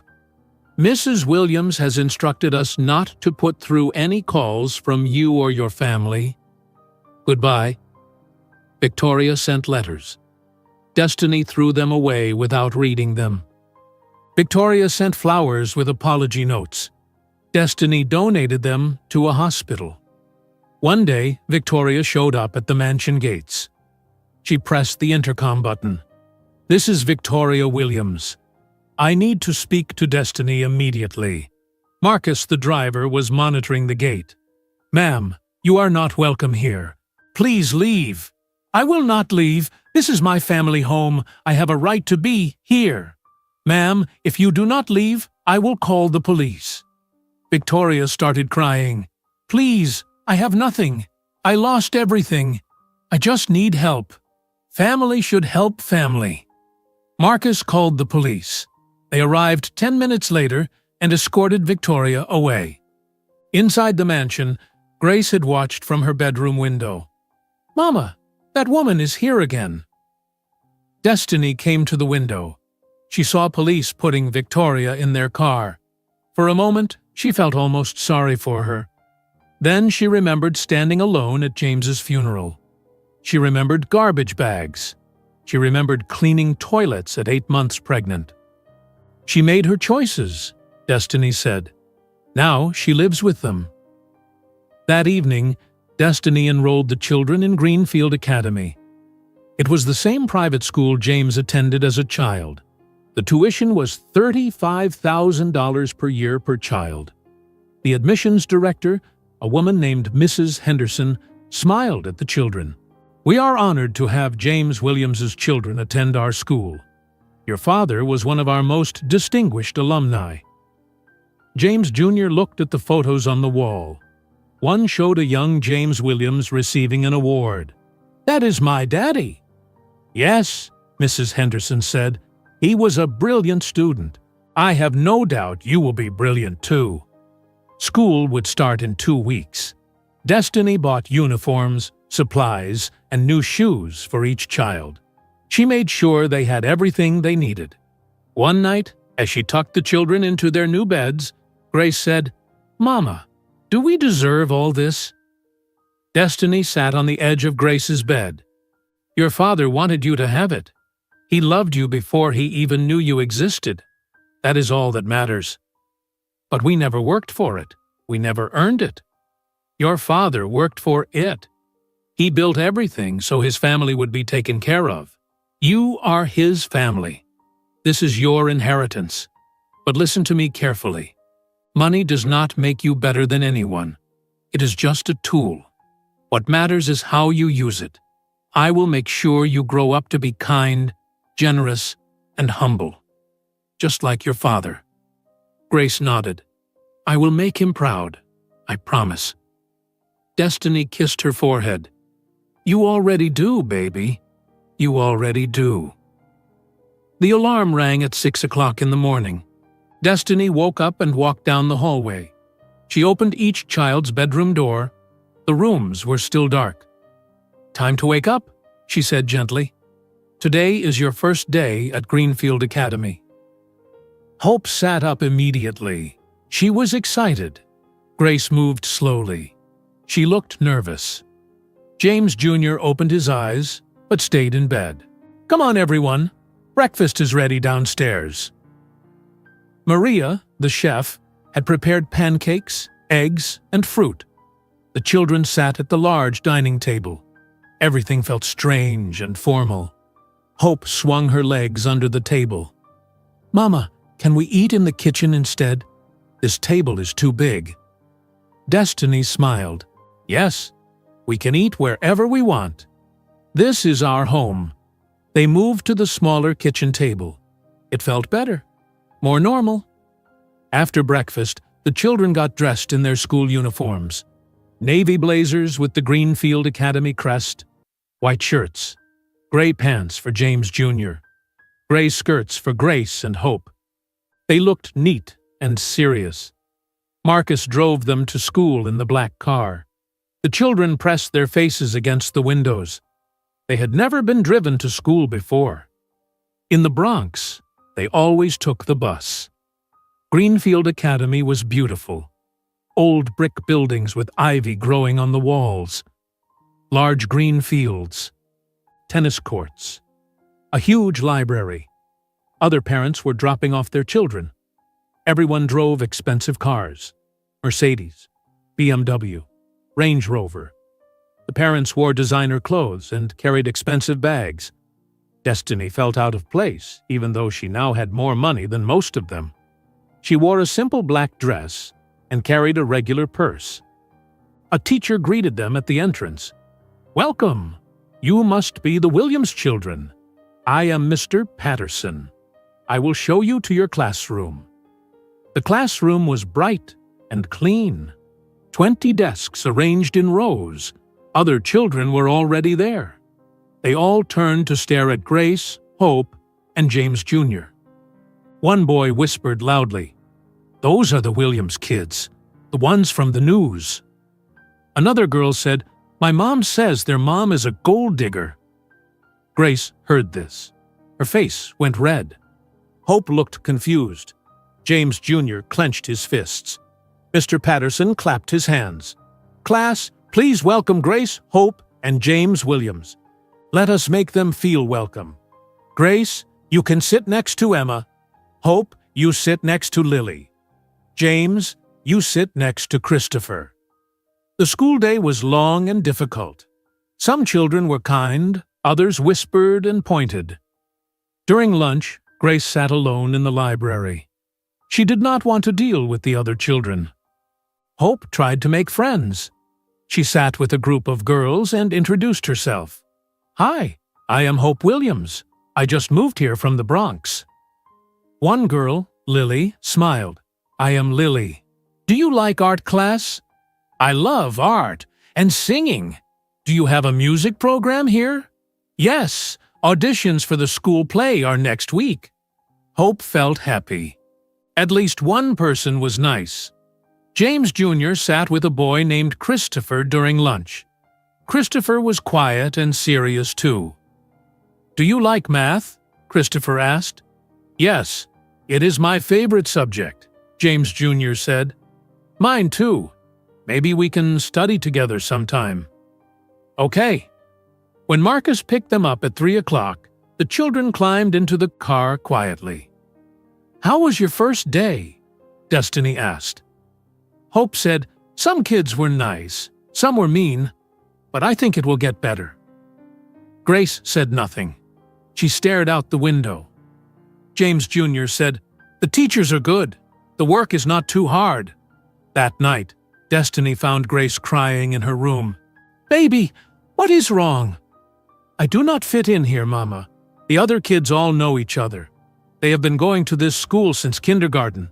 They wear expensive clothes and talk about vacations in Europe. I have never been on a vacation. I do not know what to say to them." Destiny held her daughter. "You do not need to be like them. You are smart and kind. That is enough. Give it time." Over the next few weeks, things got easier. Hope joined the theater program. She auditioned for the school play and got a role. She loved being on stage. Other children started to like her because she was fun and friendly. Grace joined the debate team. The coach, Mrs. Reynolds, saw that Grace was brilliant with words. Grace could argue any topic clearly and logically. She started winning debates against older students. James Jr. joined the coding club. He learned how to program computers. He built a simple game in 2 weeks. His teacher said he had a natural gift. Meanwhile, Destiny focused on learning how to manage the estate. She met with Susan Chen and Thomas Reed twice per week. They taught her about investments, stocks, and business. "Mrs. Williams, you own 43% of Williams Technologies," Susan said. "That makes you the largest single shareholder. You have the right to attend board meetings and vote on company decisions." "I do not know anything about technology," Destiny said. "You can learn, and you do not have to know everything. You have advisors, but you should attend the meetings. Let them see you. Let them know you are involved." The following week, Destiny attended her first board meeting at Williams Technologies. The company headquarters was in Manhattan, a tall glass building with 50 floors. Destiny wore a professional black suit. She walked into the boardroom. 12 men in expensive suits sat around a large table. They all stared at her. The CEO, a man named Robert Clark, stood up. "Mrs. Williams, welcome. We were not expecting you." "I own 43% of this company," Destiny said calmly. "I have every right to be here." "Of course. Please sit." Destiny sat down. The men continued their meeting. They talked about quarterly earnings, new products, and market strategies. Destiny listened carefully. She did not understand everything, but she took notes. She asked questions. One man, a vice president named Michael Ross, seemed annoyed by her questions. "Mrs. Williams, these are complex business matters. Perhaps you should let us handle the operations." Destiny looked at him directly. "My husband built this company. Now my children will inherit it. I need to understand how it works. I will keep asking questions until I do." Robert Clark smiled slightly. "Mrs. Williams, your questions are valid. Please continue." After the meeting, Robert walked Destiny to the elevator. Mrs. Williams, I want you to know that your husband was a brilliant man. I worked with him for 15 years. The company is successful because of his vision. If you ever need help understanding anything, please ask me directly. Thank you, Mr. Clark. I appreciate that. Destiny attended board meetings every month. She learned fast. After 6 months, she started making suggestions. After 1 year, the board members began to respect her. During this time, Destiny also started the James Williams Foundation. She wanted to honor her husband by helping others. She remembered how hard life was as a single mother with no money and no support. She hired a director named Patricia Moore to run the foundation. Patricia had 20 years of experience in nonprofit work. "What is your vision for this foundation?" Patricia asked. "I want to help single mothers," Destiny said. "I want to provide housing assistance, job training, childcare, and education. I want to give them the support I never had." "That is a beautiful mission.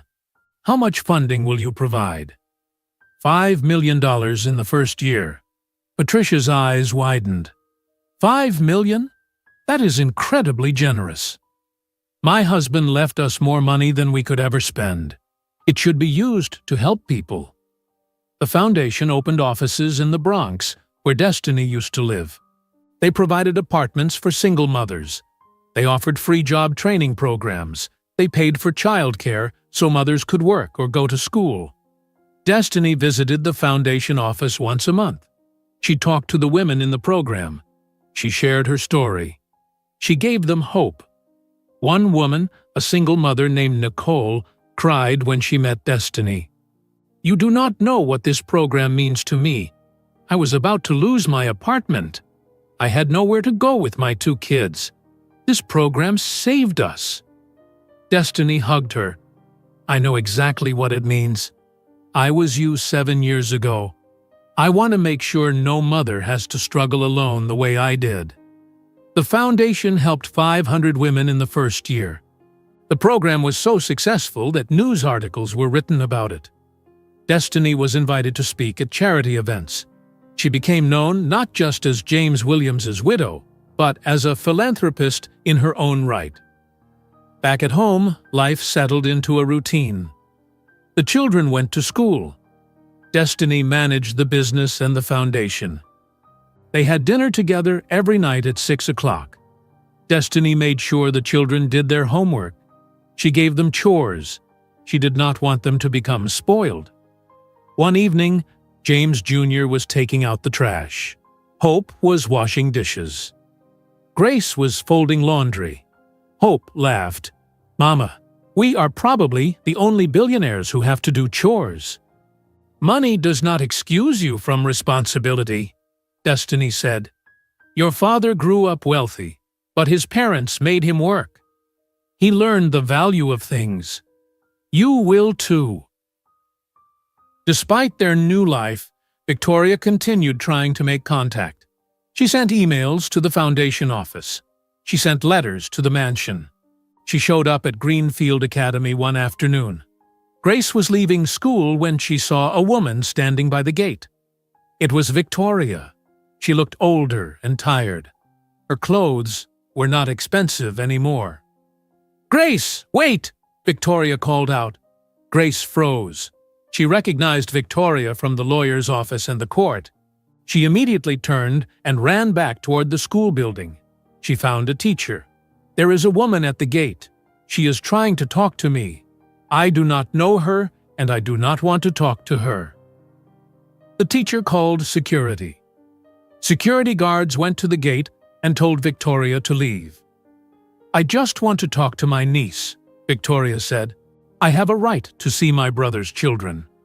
"Ma'am, you do not have any legal rights to these children. If you do not leave immediately, we will call the police."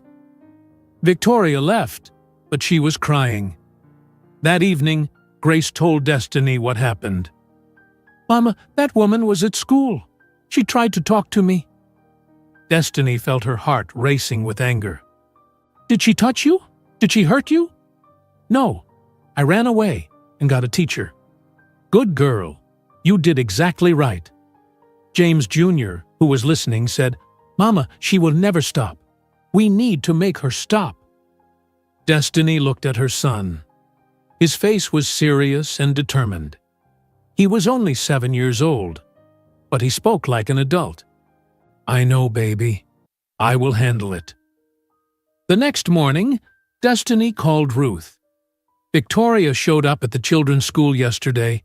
She tried to approach Grace. This has to stop. What can we do legally?" Ruth sighed. "We can request a restraining order.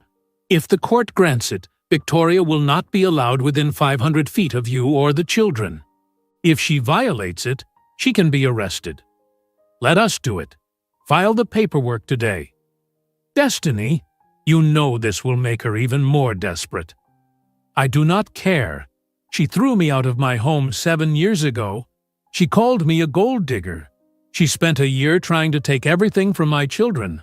Now she wants sympathy and access to them? No, she made her choice. She has to live with it." Ruth filed for a restraining order. The court date was set for 3 weeks later. Victoria hired a new lawyer. His name was Dennis Murphy. He worked from a small office in New Jersey. He was not expensive or prestigious, but he was the only lawyer willing to take her case. They met in his cramped office 3 days before the hearing. Victoria sat across from him, looking desperate. "Mr. Murphy, I need to see those children. They are my brother's children. I have family rights." Dennis looked at the files. "Mrs. Williams, the law is not on your side. You are not their parent or grandparent.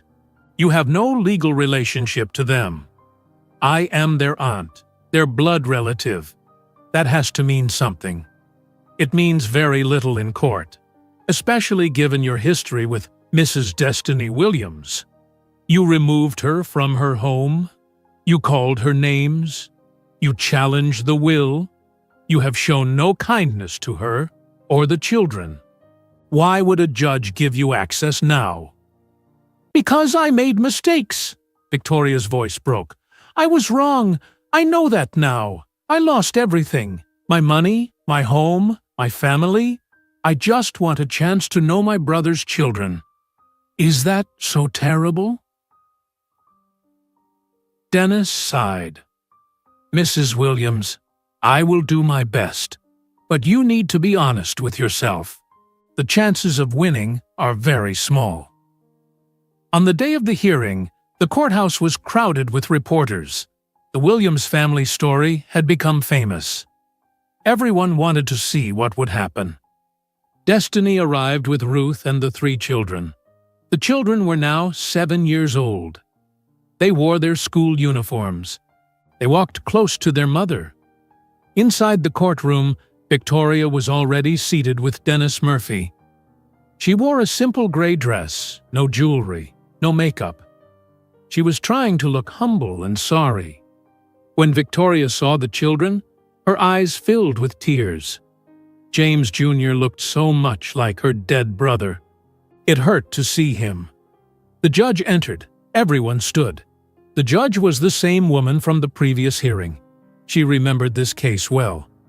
"We are here to address a request for a restraining order," the judge said. "Mrs. Destiny Williams has requested that Mrs. Victoria Williams be prohibited from contacting her or her children. Mrs. Victoria Williams is contesting this request and asking for visitation rights. Let us begin." Ruth stood up. "Your Honor, Mrs. Victoria Williams has repeatedly attempted to contact my client and her children despite being told not to. Most recently, she appeared at the children's school and attempted to approach one of them. This behavior is harassment. My client and her children have the right to live without fear." Dennis Murphy stood up. "Your Honor, my client acknowledges she has made mistakes in the past. But she is family. These children are her brother's children. She simply wants the opportunity to know them and be part of their lives." The judge looked at Victoria. "Mrs. Williams, why should I grant you access to these children when you threw their mother out of her home 7 years ago?" Victoria stood up. "Your Honor, I made a terrible mistake. I was grieving my brother. I was not thinking clearly. I thought Destiny was after his money. I was wrong. I see that now. I have lost everything because of my actions. I do not want money. I just want to know my brother's children." The judge did not look sympathetic. "Mrs. Williams, you had 7 years to find these children and help their mother. You chose not to. You only reached out after you lost the inheritance. That does not suggest genuine love. That suggests desperation." Victoria started crying. "Please, Your Honor, they are all I have left of my brother." The judge turned to Destiny. "Mrs. Williams, do you wish to speak?" Destiny stood up. She wore a navy blue suit. She looked calm and strong. "Yes, Your Honor. Victoria Williams destroyed me 7 years ago. She humiliated me at the lowest point of my life. I was grieving my husband, I was pregnant and alone. She called me horrible names and threw me out with nothing. I survived by working 3 jobs while pregnant with triplets. I raised my children in a 1-bedroom apartment in the Bronx. I never asked her for help because she made it clear I was not wanted. Now she wants access to my children? No. She does not get to hurt them the way she hurt me." The courtroom was silent. The judge nodded. "I appreciate your testimony, Mrs. Williams. Now I would like to hear from the children." Ruth said, "Your Honor, the children are prepared to testify." The judge looked at Grace, Hope, and James Jr. "Children, I know this is scary, but I need to hear from you. I need to know what you want. Who would like to go first?" Grace stood up. She walked to the witness stand. A bailiff helped her sit down. She looked tiny in the big chair, but her face was serious and determined. The judge spoke gently. "Grace, do you know who Victoria Williams is?" "Yes, she is my father's sister." "Have you ever met her before?" "I saw her at the lawyer's office when the will was read. I saw her in court.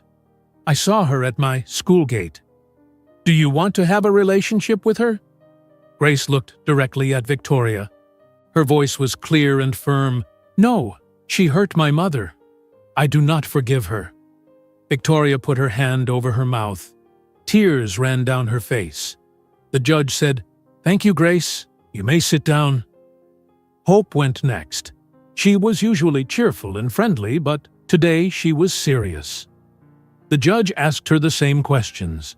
"Hope, do you want to know your Aunt Victoria?" Hope looked at Victoria.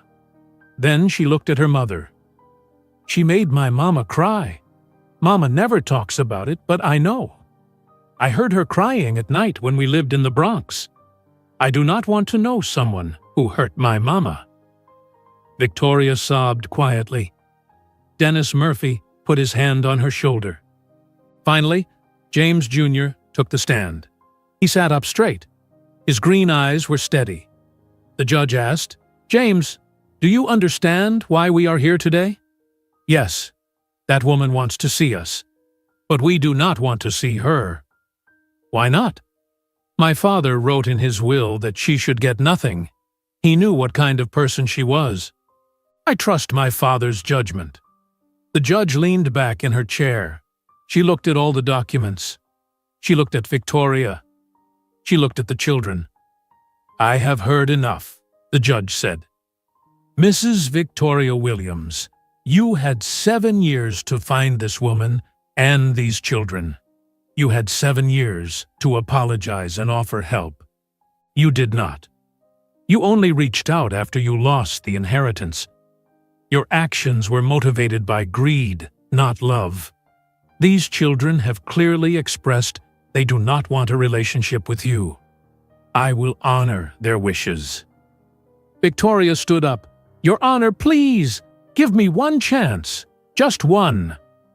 The judge spoke firmly. "Mrs. Williams, I am granting a permanent restraining order. You are prohibited from contacting Mrs. Destiny Williams or her children by any means. You may not call, write, email, or approach them. You must stay at least 500 feet away from their home, their school, and any location where they are present. If you violate this order, you will be arrested. Do you understand?" Victoria collapsed in her chair. "This is not fair. This is not fair. The court has made its decision. This hearing is concluded." The judge hit her gavel. Security guards approached Victoria. Dennis Murphy helped her stand up. She looked at the children one last time. "I am sorry," she whispered. "I am so sorry." James Jr. looked at her without emotion. "You are not sorry. You are just sorry you lost." Security escorted Victoria out of the courtroom. She cried loudly. People in the hallway turned to stare. Dennis Murphy walked beside her, looking uncomfortable. Ruth put her arm around Destiny. "It is finally over. She cannot hurt you anymore." Destiny felt like a huge weight had been lifted. She knelt down and hugged all three children. "You were so brave. I am so proud of you." Grace said quietly, "I do not feel bad for her, Mama. Is that wrong?" "No, baby. You do not have to feel bad for someone who was cruel to you. You are allowed to protect yourself." They left the courtroom through a side exit, but reporters found them anyway. Cameras flashed. Microphones appeared. One reporter shouted, "Mrs. Williams, how do you feel about the judge's decision?" Destiny stopped. She looked at the camera. She spoke clearly and calmly. Victoria Williams had many opportunities to be kind. She chose cruelty instead. Today, the court protected my children from someone who hurt their mother. I am grateful. My children will grow up knowing their father loved them and protected them. That is all that matters. Another reporter asked, "Do you think Victoria will ever stop trying?" "She has to. The law has spoken. If she violates the restraining order, she will go to jail. I hope she finds peace, but she will find it far away from my family." They walked to the car. Marcus opened the doors. The children climbed inside. As they drove away, Hope said, "Mama, is it really over now?" Destiny looked at her three children. They looked tired, but relieved. "Yes, baby, it is really over." That night, Destiny could not sleep. She got up at midnight and went to the kitchen. She made tea and sat at the table. She thought about the last 7 years, the poverty, the struggle, the fear, the court battles. She thought about James. She wondered if he was watching. She hoped he was proud. She walked to James's old office in the mansion. She had kept it exactly as it was. His desk, his books, his photos. She sat in his leather chair and looked at a framed photo of him on the desk. "James," she whispered, "it is finally over. Victoria can never hurt us again. Our children are safe. They are strong. They are everything you hoped they would be. I kept my promise. I protected them." She touched the photo gently. Then she went back to bed. For the first time in 7 years, Destiny Williams slept peacefully through the entire night. The next morning, Destiny woke up feeling different, lighter. The constant worry and fear were gone. Victoria could no longer threaten them. The legal battles were finished. For the first time since James died, she felt truly free. She went downstairs and made breakfast for the children. They came down one by one, still in their pajamas. "Good morning, Mama," Hope said, yawning. "Good morning, baby. Did you sleep well?" "Yes. I had a dream about singing in front of a big audience. Maybe that dream will come true someday." 2 years passed. The children grew from 7 years old to 9 years old. Life in the Greenwich mansion became normal. They no longer felt like visitors in someone else's home. It was truly their home. Grace excelled at everything she did. She became captain of the debate team at Greenfield Academy. She won competitions against students from other elite schools. Teachers said she had a gift for argument and logic. She was confident now. She had made two close friends, Emma and Sarah. They studied together and supported each other. One day, Grace came home with a trophy. It was tall and gold. "Mama, look! We won the state debate championship!" Destiny hugged her tightly. "I am so proud of you. Your father would be so proud." "I want to be a lawyer when I grow up," Grace said. "Like Ruth. I want to help people the way she helped us." "You will be an excellent lawyer." Hope thrived in the theater program. She performed in 3 school plays. She played the lead role in the spring musical.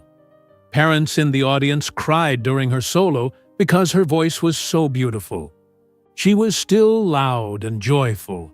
She made friends with everyone. She brought light into every room. After one performance, Hope ran to Destiny backstage. "Mama, did you see me? Did you hear me sing?" "I saw everything, baby. You were incredible. The whole audience loved you. I want to be on Broadway someday. I want to sing on big stages in New York City." "I believe you will." James Jr. became the top student in his grade. He was a genius in math and science. He taught himself advanced programming languages. He built an app that helped younger children learn math through games. He entered the app in a national competition for young inventors. He won first place and received $10,000 in prize money. When he came home with the award, Destiny cried, "Baby, I am so proud of you. What are you going to do with the prize money?" "I want to donate it to the foundation," James Jr. said seriously, "to help other kids." Destiny knelt down and hugged him. "Your father's kindness lives in you." James Jr. spent hours in his father's old office. He read books about business and technology. He studied Williams Technologies and asked Destiny questions about how the company worked. "Mama, when I grow up, I want to run Daddy's company," he said one evening. "You will," Destiny said. "You will make it even bigger and better than it was. I promise I will make him proud." Meanwhile, Destiny became a respected businesswoman. She attended board meetings at Williams Technologies every month. She learned about technology, investments, and corporate strategy. The board members no longer underestimated her. They listened to her ideas. The company grew under her leadership. She also expanded the James Williams Foundation. In 2 years, the foundation helped over 500 single mothers. It provided housing for 200 families. It paid for job training for 300 women. It offered free childcare so mothers could work or go to school. Destiny visited the foundation offices once a month. She walked through the housing facilities. She talked to the mothers in the program. She shared her story every time. One woman, Lisa, hugged Destiny and cried, "You saved my life. I was about to be homeless with my daughter. This program gave us a safe place to live and helped me get a job. I will never forget what you did for us." "I did not do it alone," Destiny said. "My husband built the wealth. I am just making sure it helps people." That is what he would have wanted. The foundation received national recognition. Destiny was invited to speak at conferences. Magazines wrote articles about her. She appeared on television to talk about helping single mothers. During one interview, a reporter asked, "Mrs. Williams, you went from poverty to billions of dollars. How did that change you?" Destiny thought carefully before answering. "Money gave me security and opportunity, but it did not change who I am. I still remember cleaning toilets while pregnant. I still remember counting pennies to buy food. Those experiences made me who I am. I will never forget them, and I will make sure my children never take their privilege for granted." What do you want your legacy to be? I want people to know that James Williams was a good man who loved his family. I want my children to grow up kind and generous. I want the foundation to help thousands of mothers and children. That is my legacy." The Williams family never contacted Destiny again. Victoria disappeared completely. Destiny heard through Mr. Morgan that Victoria moved to Florida. She lived in a small apartment and worked as a receptionist at a doctor's office. Richard moved to California and changed his last name. He wanted nothing to do with the Williams family scandal. Edward declared bankruptcy and moved in with a friend in Texas. Margaret sold everything she owned and moved to Arizona. Donald was arrested for fraud and spent 6 months in jail. The Williams empire that Victoria once controlled was gone. The family name that she valued so much was destroyed, all because of greed and cruelty. Destiny never felt sorry for them. She had given them many chances to be kind. They chose differently. One Saturday morning, Destiny woke the children early. "Get dressed. We are going somewhere special today." "Where?" Hope asked. "You will see." They drove to the cemetery in Greenwich. It was a beautiful spring day. The sun was shining. Birds were singing. Flowers were blooming. They walked through the cemetery until they reached a large headstone made of black granite. It read, "James Williams, beloved son, brother, and husband," followed by his birth date and death date. The children stood quietly in front of the grave. They had been here before, but today felt different. Destiny knelt down and touched the stone. "James, I brought our children to see you. They have grown so much. They are 9 years old now." Grace stepped forward.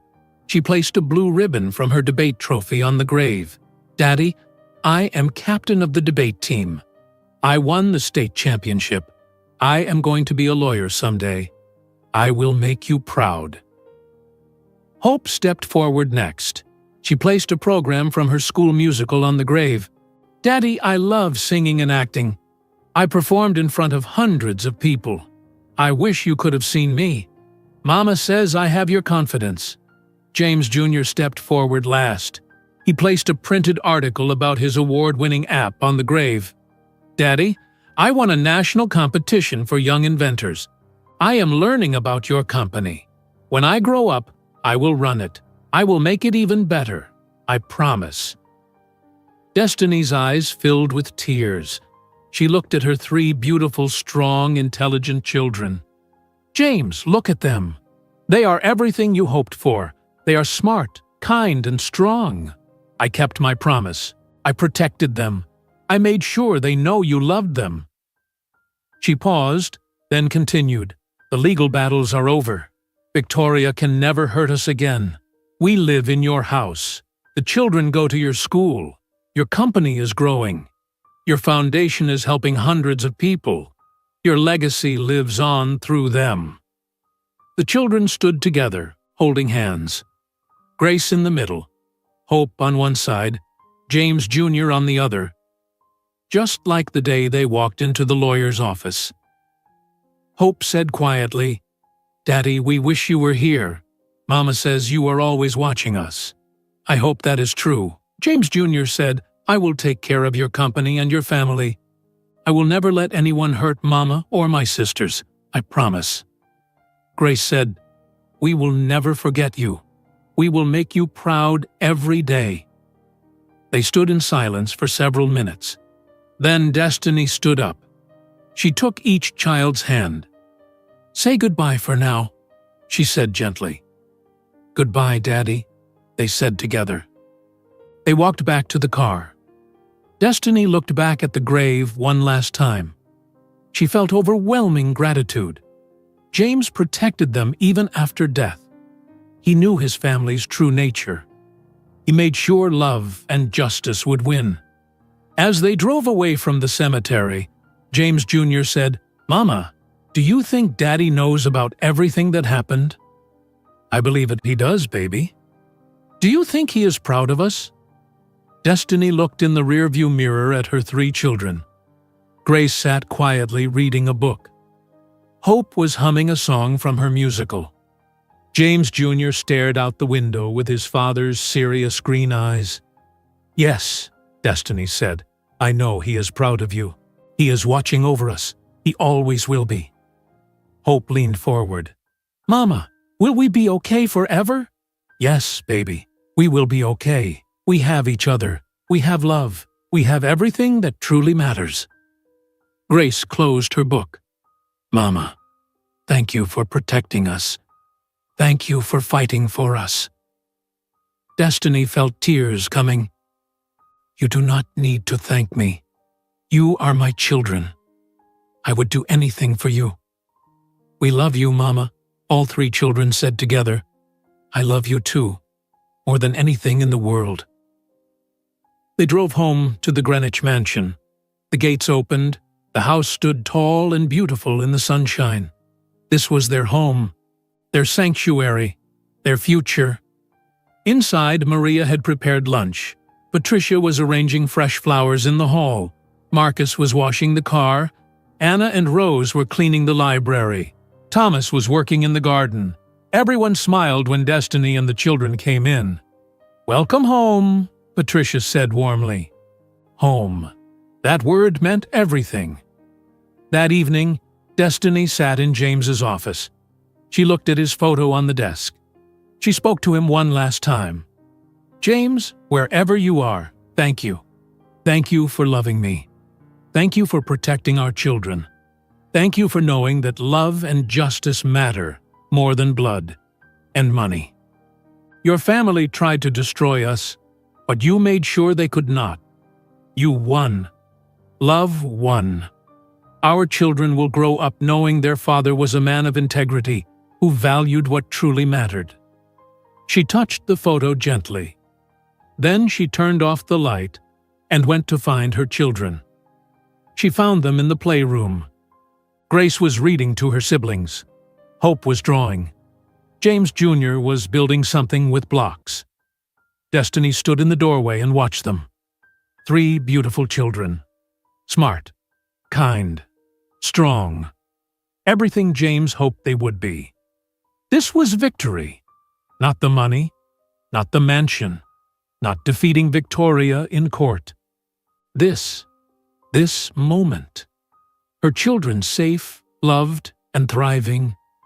James Williams protected his family even after death. He made sure love and justice would always win. And they did. If you enjoyed today's video, I'm sure you'll love the next one.